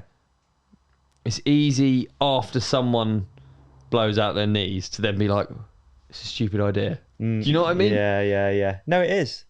But I mean, it's a risk versus reward. Even if I wanted to go down and look at that rusty shopping trolley of a ship, if I got in that thing, he had a fucking compost loo and an Xbox controller, I would be out of there so quick. It's so true. And he literally had that. But again, I don't get the business model either. No, I do get the business model because it costs a lot of money to go on it. $250K or something, right? Dollars, pounds, one of them. But it seemed like they were reaching out. The company reached out to loads of celebrity, influency people, which is I do get the business model, but a lot of people have come out of the woodwork now saying, "Oh, I got asked to go on this for this trip," and like Mr. Beast, the YouTuber, was like, "Oh, yeah, really? I got asked to go on that," and I got like red flags. There's a few. James Cameron, obviously, who spoke about it loads because he's been down a few times. He's like, yeah, they asked me to go on it. I ain't going on that. Safety concerns straight away. Oof, there you go. So yeah, I don't know, man. There's a lot of questions with this thing, I think, but I don't know. Very sad. How much of this stuff's going on all the time behind the scenes that we don't know about? Because I think even that submarine or whatever it is has been down there before. Yeah, it has. Yeah, and it was. It's done. You know, I saw a few like social media clips, and they were like obviously pointing out the obvious, like the things that you point out in hindsight that are ridiculous. The fact it's got exactly what I just did. Bolted in from the outside. Xbox controller, one spare Xbox controller, all of those things. It's like, actually they did develop the body with NASA, I think. Wow. And then a lot of it is like based on the fact that as long as they can drop weight, the thing floats back to the surface anyway, or something like that. And at this point, they don't know what happened, do they? Why it didn't come back. Why it failed. Yeah, they don't know. No one knows. No, I haven't caught up after I found out, after I heard it imploded. Yeah. Maybe by the time this episode comes out, there's more news. It is all really sad. It is sad. It's really sad when people lose their life. I've got a really sad story. Oh. When I was young, I went to look at the Mary Rose, and you can imagine what I was thinking, a wild pirate ship, you know, like something out of Hook. Yeah. Just fucking amazing. Masts, sails, ropes. You could imagine. Where is it? Portsmouth. Is it? Yeah. Okay. Some say the land of disappointment. No. I went in there. Honestly, it's like foggy glass, a scaffold plank, and a load of sprinklers. I'm not joking. It's the most. Shit. It didn't look anything like the Banksy Museum. It was like the Banksy Museum. It was. Yeah, it was. Wow, mate. I'm trying to think if I've seen anything like that. It's been a huge disappointment. I can't think of anything off the top of my head. Must have been some. I love that. Some things like that are so funny. There was what did I do? I went to Santorini, which is like that place that everyone. It's like that honeymoon island. Mm-hmm. It's like all white and perfect and has the sunsets. Yeah. So boring. Really? Yeah. Shit. I was that guy. I was the spoiled bored guy. Well, it's just a rock, and all that people do is drink on it, and then like obviously parts of it are beautiful, but that was a disappointment. Santorini was a disappointment for me. Okay, yeah, I'll be honest. That. You know, it was a massive disappointment would be Venice Beach. Was it? Yeah, that's a disappointment. Yeah, because again, you've seen it on the movies growing up. You've seen all the Muscle Beach, and you've seen like Venice and all the cool shit that goes on. And you get there, and you're just like, yeah, it's just full of drug addicts and homeless people. Yeah, it's to be not honest, a nice place. That Titanic, even people that have done the trip and returned, that must have been a bit of a disappointment, mustn't it? 100%. What's the maximum you can get out of it? Well, it's got a peephole. Yeah. Basically, you're looking through a glory hole at a rusty old ship. Yeah. Aren't you? You're looking through a little hole. So it's like one of those things. It's like one of those things that... So it's got... And what I seen from one of the photos I saw, it's basically got a GoPro, GoPro 9 or whatever, on a mount, which is then projecting onto a screen. Right. You watch it above. Yeah. Maybe. I don't know. It's just so... No, well, it's clearly two people it's not really for. Yeah. But then, like, I guess you could say the same about, like, Everest or, like, certain achievements. Sort of, they look a bit... But that's like a physical achievement, isn't it? Like, you've put the effort you are in, right. But then also, when someone is lost up on the mountain, it feels a bit pointless, doesn't it? Yeah. Like the same as the submarine. It's like, if you... Before the implosion, you would have been like, oh wow, what a cool, interesting thing to add to your list of successes for the people that went down there. Yeah, I just think there's not much with the submarine and the Titanic. There's not. Maybe I'm wrong, man. There's just not much of a story to it. Like with Everest, you could come back from Everest and let's say this morning, right? We're sat in that sauna talking to a random bloke, and he's telling you a story. And he tells a story of, I went to Everest. You're like, oh, wow, what was it like? Well, I did all this training. I did this. I got this equipment. I did that. Went up there. Beautiful. It's this. It's that. There's snow. There's hail. There's so many things happen to make that a cool experience. If someone said the same thing about the Titanic, like, oh, yeah, I've been to see Titanic. And you're like, oh, wow. Any good? You're like, not really. Sat in a box with 4 blokes. Stunk of fart. Yeah. What? And I looked out of a glory hole and I seen rusty old rail. Yeah, it is a lot. It's a lot deeper than Everest, isn't it, or something? It's like deeper than Everest is high, or something crazy. Yeah, so it's quite a feat. No, it to is go a down thing. there. It is a thing to go down there, but again, it's a bought feat, isn't it? It's not a. You're not training to go down there. You're not like having to acclimatize or do anything with your body to be like some sort of gnarly superhuman. Nah, you can just go down there. No, I'm if you've got the money. I do think it's sort of weirdly somehow has some similarities to Everest. Like, I wonder how many people that have summited. No, it doesn't. It doesn't. You are right. It's a physical feat, and it is incredible. Yeah. I wonder how many people get summit Everest, and it's just like rainy. You can't see. Yeah, it's just cloud, because it's really. There is a queue a lot of time, isn't there? Yeah, there's a queue. Yeah, you stood up there like, yeah, it's all right. Yeah, I wonder. No perspective. Perspective is hard to get, isn't it? I guess the journey is like the important bit, and maybe when you get to the top, it doesn't really matter. Yeah. And maybe the same goes with the Titanic. When you get to the bottom, it's a thing that you feel that you have to be there to experience. Who knows? Yeah, there's a video on YouTube, which I haven't watched yet, which is a guy who's recorded that whole experience of going down and doing it. Ah, really? It's about half an hour long, so you can watch it, the whole thing.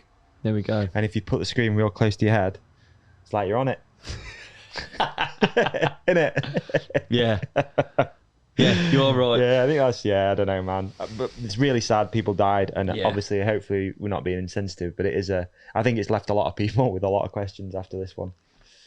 Yeah, I guess why would there be like safety outlines for something so niche and so expensive? Yeah. Maybe. Yeah. But as soon as I saw that controller, I'd be out of there, dude. Some say there's more safety in going to Titanic than there is at a World Cup. Anyway, we're not going to do Okay, all right. Should we hit some listener cues? Yep, I've got them up right now. Okay. Look at that. First one, Starkins. Thoughts on Piron's post about poor safety outside of the marked track. Wow. So you actually sent that to me. Yeah, I saw it last night. A few of the World Cup riders have posted it as well, actually. A few athletes have posted it, and that's how I saw it. I think Dino had posted it. God, thoughts on it though, man. It's difficult, this one, because there's a lot to this, isn't there? We've seen this before with Brooks' crash, and there've been issues there. Amory's obviously. You've probably gone a little bit deeper into it with Dave, actually. So we're probably going to go over some of the stuff. Oh yeah, we might do. Yeah, might have already spoken about, but we've seen that with Brooke and those safety concerns that were raised after that, and that there was no one there really that. Well, actually, maybe there were doctors there, and I'm probably speaking out of turn, but there was definitely an issue with getting the right medical care to the guy. Yeah. Right.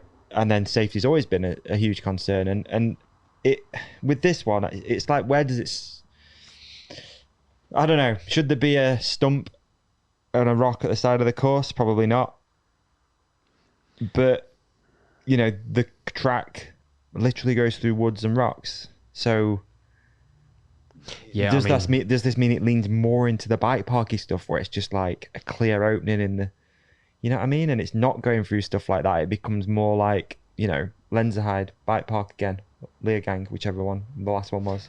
Yeah, I don't know what the suggestion is outside of the tapes. I'm struggling. I don't really know. But I mean, the fact that Amory's posted about it, like, it doesn't matter what we think. I don't even have a formed opinion on whether tracks. He's got way more insights on what it takes to be at that level. Yeah, and this is what matters. Like, and good for him for speaking out. Yeah. I think, like, from a spectator's point of view, I bang on about it over and over again, but I don't care to see people go down bike park tracks as fast as they're going.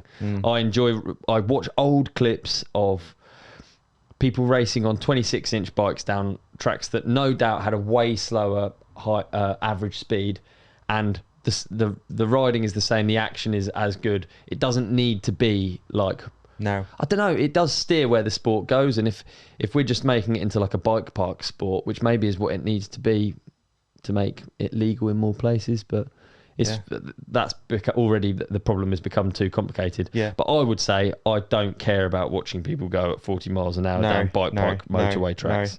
It's weird. It's a strange one he's brought up, really. Obviously there shouldn't be stuff at the side of the course which is going to cause injury. Obviously, but it's a tree-lined track. It's a tree-lined track with rocks in it. Where's the line?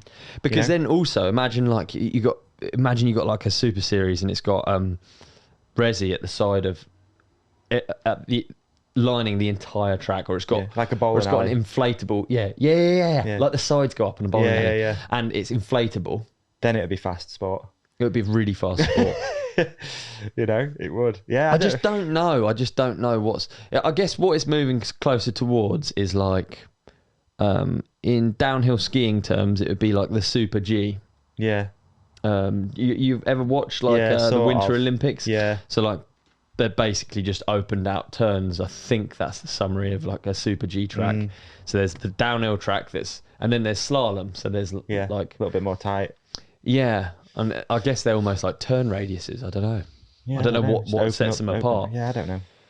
But interested. Good on him for speaking out though. Yeah, absolutely, and a great question as well. Yeah. Anyone, if you've got any insights, comments, please leave them below, because it's nice to have the comment section be a bit of a discussion board too. So please use that. Next one we got Stephen. My glasses aren't on. Stephen Treacher.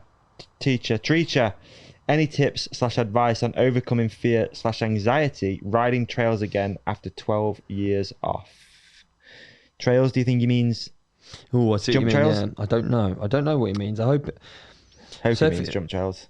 Should we answer as if it's not 12 years off a bike, is it? It's going to be 12 years off jumps. I think so.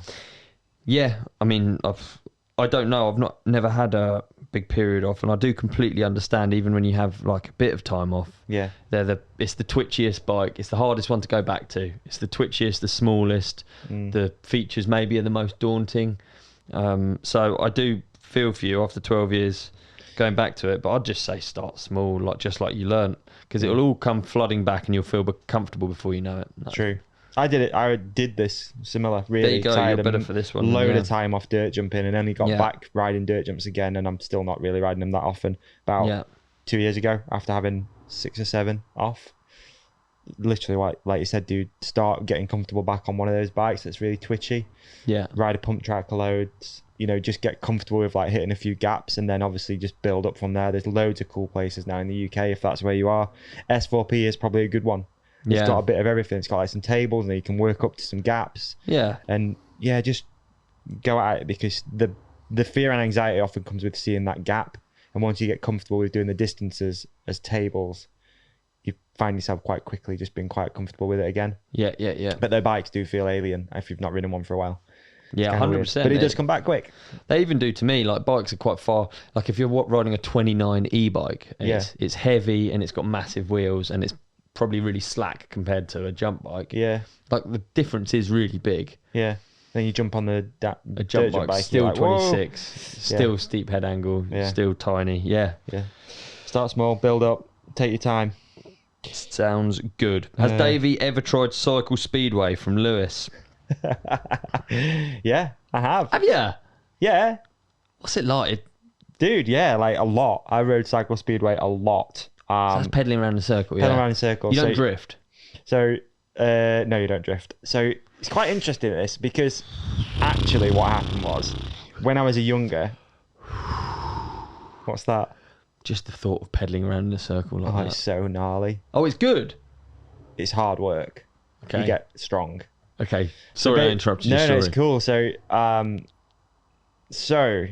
do we go with this? Okay, so when I was growing up, I'm from a speedway background in a way. My uncle raced speedway. My dad was a speedway mechanic. We've always been going to the speedway. So obviously you get a bike, push bike, when you're younger and you start riding around in circles. And I did that for years. Just, if anyone's ever watched my focus video that I did, where I was like looking around where I grew up, when I was young, I had a speedway track, like on the bit of a green where we used to play as kids. And then my cousins, who I grew up really close with, top of their garden, had a speedway track. We used to ride around in circles. So it's just, are you just talking about a circle? A circle, yeah. Okay. Yeah. I used to do Cycle Speedway as well. Yeah. But you went to... No, wait. So so we did that for years and years and years. And then randomly, it was my uncle's... Somebody my uncle worked with, they got into doing Cycle Speedway. So we ended up going to try it. Obviously, been doing it for years. And, we're quite good at it quite quickly. The bike's really weird. They've got these weird handlebars. Yeah. Single speed, no brakes, obviously. But yeah, I raced like British Championships and stuff when I was younger. No way. My cousin was British champion for a long time. No way. Yeah. So what is it? There's 2 straights and then 2 180s, or is it? It's like an full oval circle. It's an oval. Okay. It's an oval like a regular motorcycle speedway track. Tapes, obviously. So that's how you start. You've got a weird starting thing that you do. So you've got like your front foot, your forward facing foot, forward on the pedal, and then you put the pedal, your opposite pedal, like behind your ankle almost, and you push in. You got loads of weight on it. They're fixie. Yeah, no, they're not fixie, but they're single speed. And so, yeah, you get up, and then you got this starting technique where you push down, and you it's hard to explain, but like then you jump on the other one, and that's your momentum. Yeah. But yeah, like the first corner is pretty fun. Everyone's argy-bargy, and then as the sport grew and progressed, it became like really tactical. So you get like a lot of team riding, obviously. So if you're in the lead, they'd be looking behind all the time. It's quite physical. It's a physical sport. I don't think I've ever even watched it. I just assumed it was. So and you know what they do as well in the UK and well everywhere. Yeah, it's just, it is. But they did. They did like indoor cycle speedway. So imagine like they put down gravel or what? No, on like what would you call it? Like a literally rubber on rubber sort of thing. Yeah, what's it called? Like a basketball sort of thing. Court. You know, like a sports hall. That sort of. So then you have these slick tires, and you'd like bank the bike in. Yeah. It was so ridiculously fast and terrifying if you crashed. It's in the same category for me as that sort of bicycle dance thing, where you're on like this weird old traditional bike that's only meant for one purpose. Yeah. And that's what they are. It's the same sort of thing. You can't do anything else on it. Bike football as well, whatever it's called. Bicycle polo. Yeah. All that sort of stuff. Polo? I don't know. It's a weird sport, but it's kind of fun. Yeah, did it for years, mate. Years and years. And I like to think that at the same time as when I was doing some of that, I was like riding a bit of dirt jumps at that age. Yeah. You know, I'm talking like 10 to 14, I'd say. So I was trying to bring a bit of a cooler spin to it, so I'd have like a nice helmet, whereas they'd wear like piss pots and or like the sausage leather thing. Yeah, like and I tried to bring a bit of like flair to it. Nice, you know what I mean? Yeah. Dude, you that's a great answer. Some called me the Brendan Fairclough of Cycle Speedway. Did they? That was what was going around. I didn't. It wasn't you. No. Never. Almost all like Jeremy McGrath of Cycle Speedway, like really cool. They were saying helmet fins and chrome. There you go. Davy's proper Cycle Speedway. Yeah, it's funny that. There you go.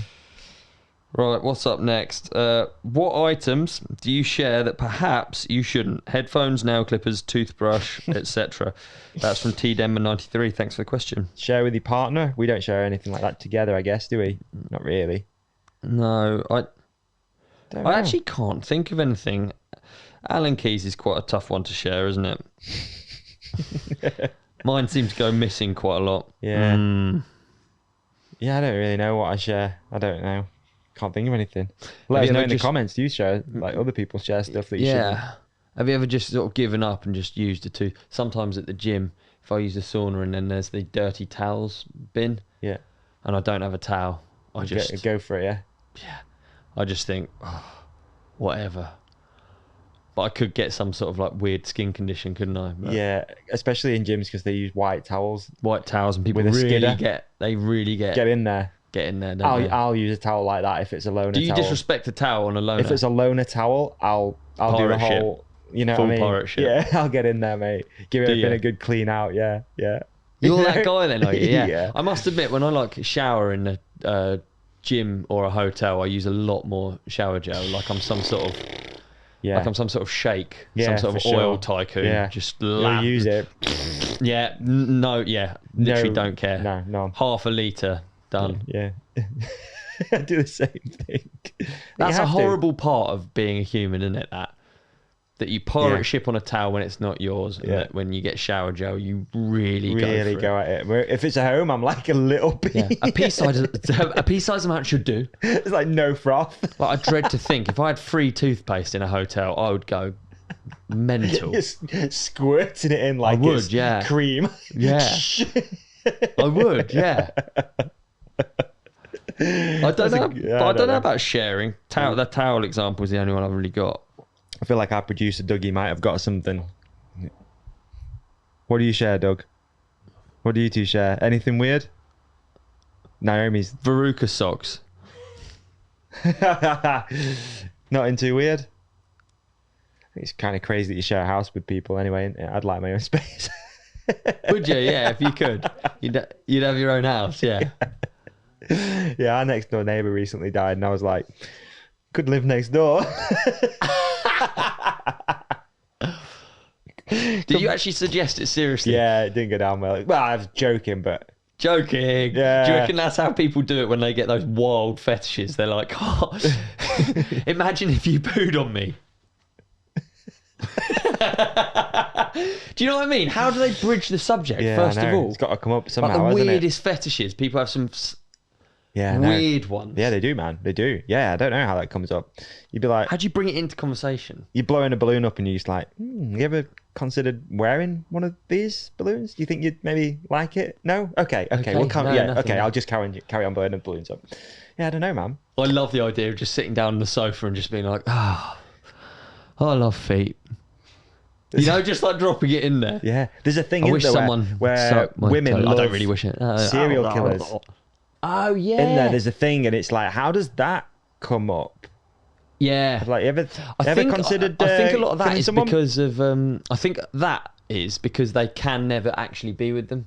So there's like this bad boy character that they know is dangerous, that they know they're playing with fire, but also it's safe because... he's locked away forever. I think it's like psychologically it's something like that. Right, okay. I just think weird. I'm really, really vanilla chicken korma, I'll be honest. Yeah. I'm not fetish guy. So to me, they're absolutely hilarious when I see any of them. Yeah. Dressing up, feet, the feetinator, any of these things are just like, how do you drop them into conversation? I'm not sure. I don't know how you... do like rhetorical questions like, I wonder if... wonder what it'd be like if you weed on me. Yeah. It's true, isn't it? How do you bring it up? I don't know. Yeah. Hopefully someone listening will be able to sort of... Imagine just like laying on the floor with a piece of glass over you. What are you up to? Yeah. You don't need the toilet, do you? Because I was just thinking if you did. We could see how good the cleaner is that we've got. Just Mr. Muscle next to you. Yeah. It wouldn't even matter if you did want to, you know, I'm not saying you have to, but if you did want to, you could just like, I don't know, if you wanted to defecate onto the glass above my face. Then we'll try it and then we can clean it up. Yeah, together. Be fun. Oh, this has gone wrong, hasn't it? Yeah. I don't even remember what the question was. Me Let's either. move on to another one. Okay. What else we got? Would you ever get listeners on the podcast as guests from Cameron Woolnoth? I think that'd be a great idea. That'd be a really cool contest. But I mean, if you lose, it would be bizarre. You've got if you lose, yeah. I mean, you've got to be willing to talk about what we've just talked about. Haven't you? You've got to be a podcast I listened to, big fan of, Bussing with the Boys. They just had a listener on. Did they? Yeah. How did it go? Really good. It was great. It was good. Yeah, the guys had like actual legit interesting questions because he's looking at it from a way different perspective. No, that's cool. So yeah, I think I'd be kind of keen for it. Yeah. Can we hook it into your backpack idea? All right. Yeah. Whoever walks furthest gets to go on a podcast. Yeah. Actually, it's a really good... makes the most money. It would be a good thing to get them on anyway, to talk about how crap it is walking with a backpack on. We could play a game.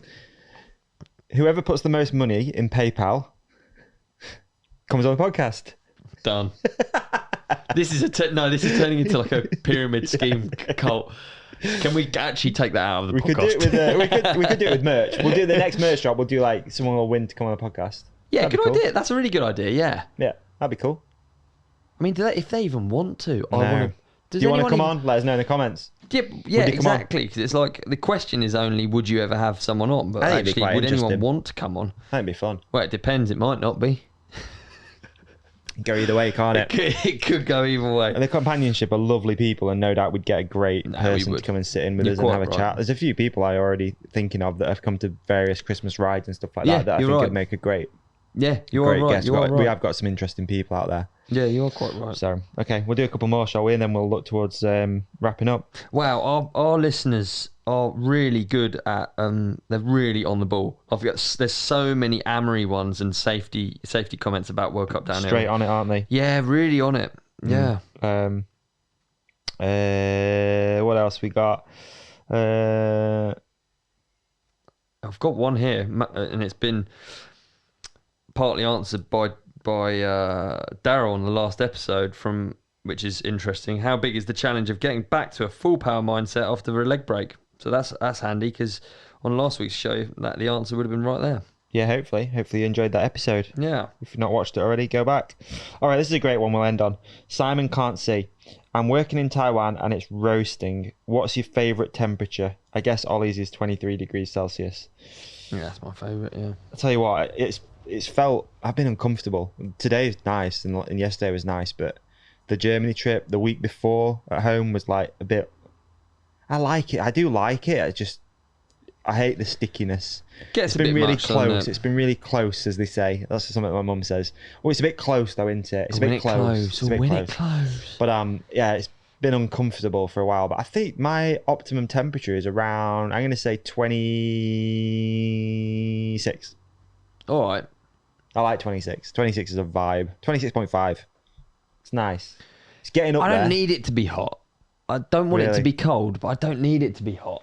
Yeah, I do. I actually do feel that way. I feel like you go some places, it's a bit much, isn't it? Yeah. But I think humidity is what. When your mum says it's close. It's like, yeah. Yeah. I think that's what it is, isn't it? Because it does feel. Yeah. I think 26 is mine. I like 26. 26 is good. Yeah, it's up you there. can still do stuff, right? Yeah. I like sweating. Yeah. But only when you want to do it. You know, like the gym that I use, there's no AC in there at all. It's got a few fans in the corner. It's a bit like that hotel room. Yeah. It's really similar to that. That's the vibe that I go for in the gym. And I like when you want to sweat, or when you're out riding, you're like, no, I want to go out and I want to sweat. I want to like really feel it. I want to do a squeeze on the helmet. I sweat so much. I'm absolutely But when you disgusting. don't want to sweat, that's when it's horrible. And it's like everything you're doing is just like making you sweat. And you're like, oh, this is gross. We were talking about it the other day. Me and Rue went out for a ride. Neither of us are unfit. And both of us are sweating so much, and then we're with someone else who is literally wearing a grey t-shirt and not sweating, and you just, who's this person? An insane person. Yeah. It's mad though, isn't it? Like, not everyone sweats that much. I sweat so much. It's gross. I feel gross. Drink a lot of water. Drink a lot of water. You got to drink a lot of water. Stay hydrated, folks. That's right. That's the ending message for this podcast. Make sure you keep on drinking.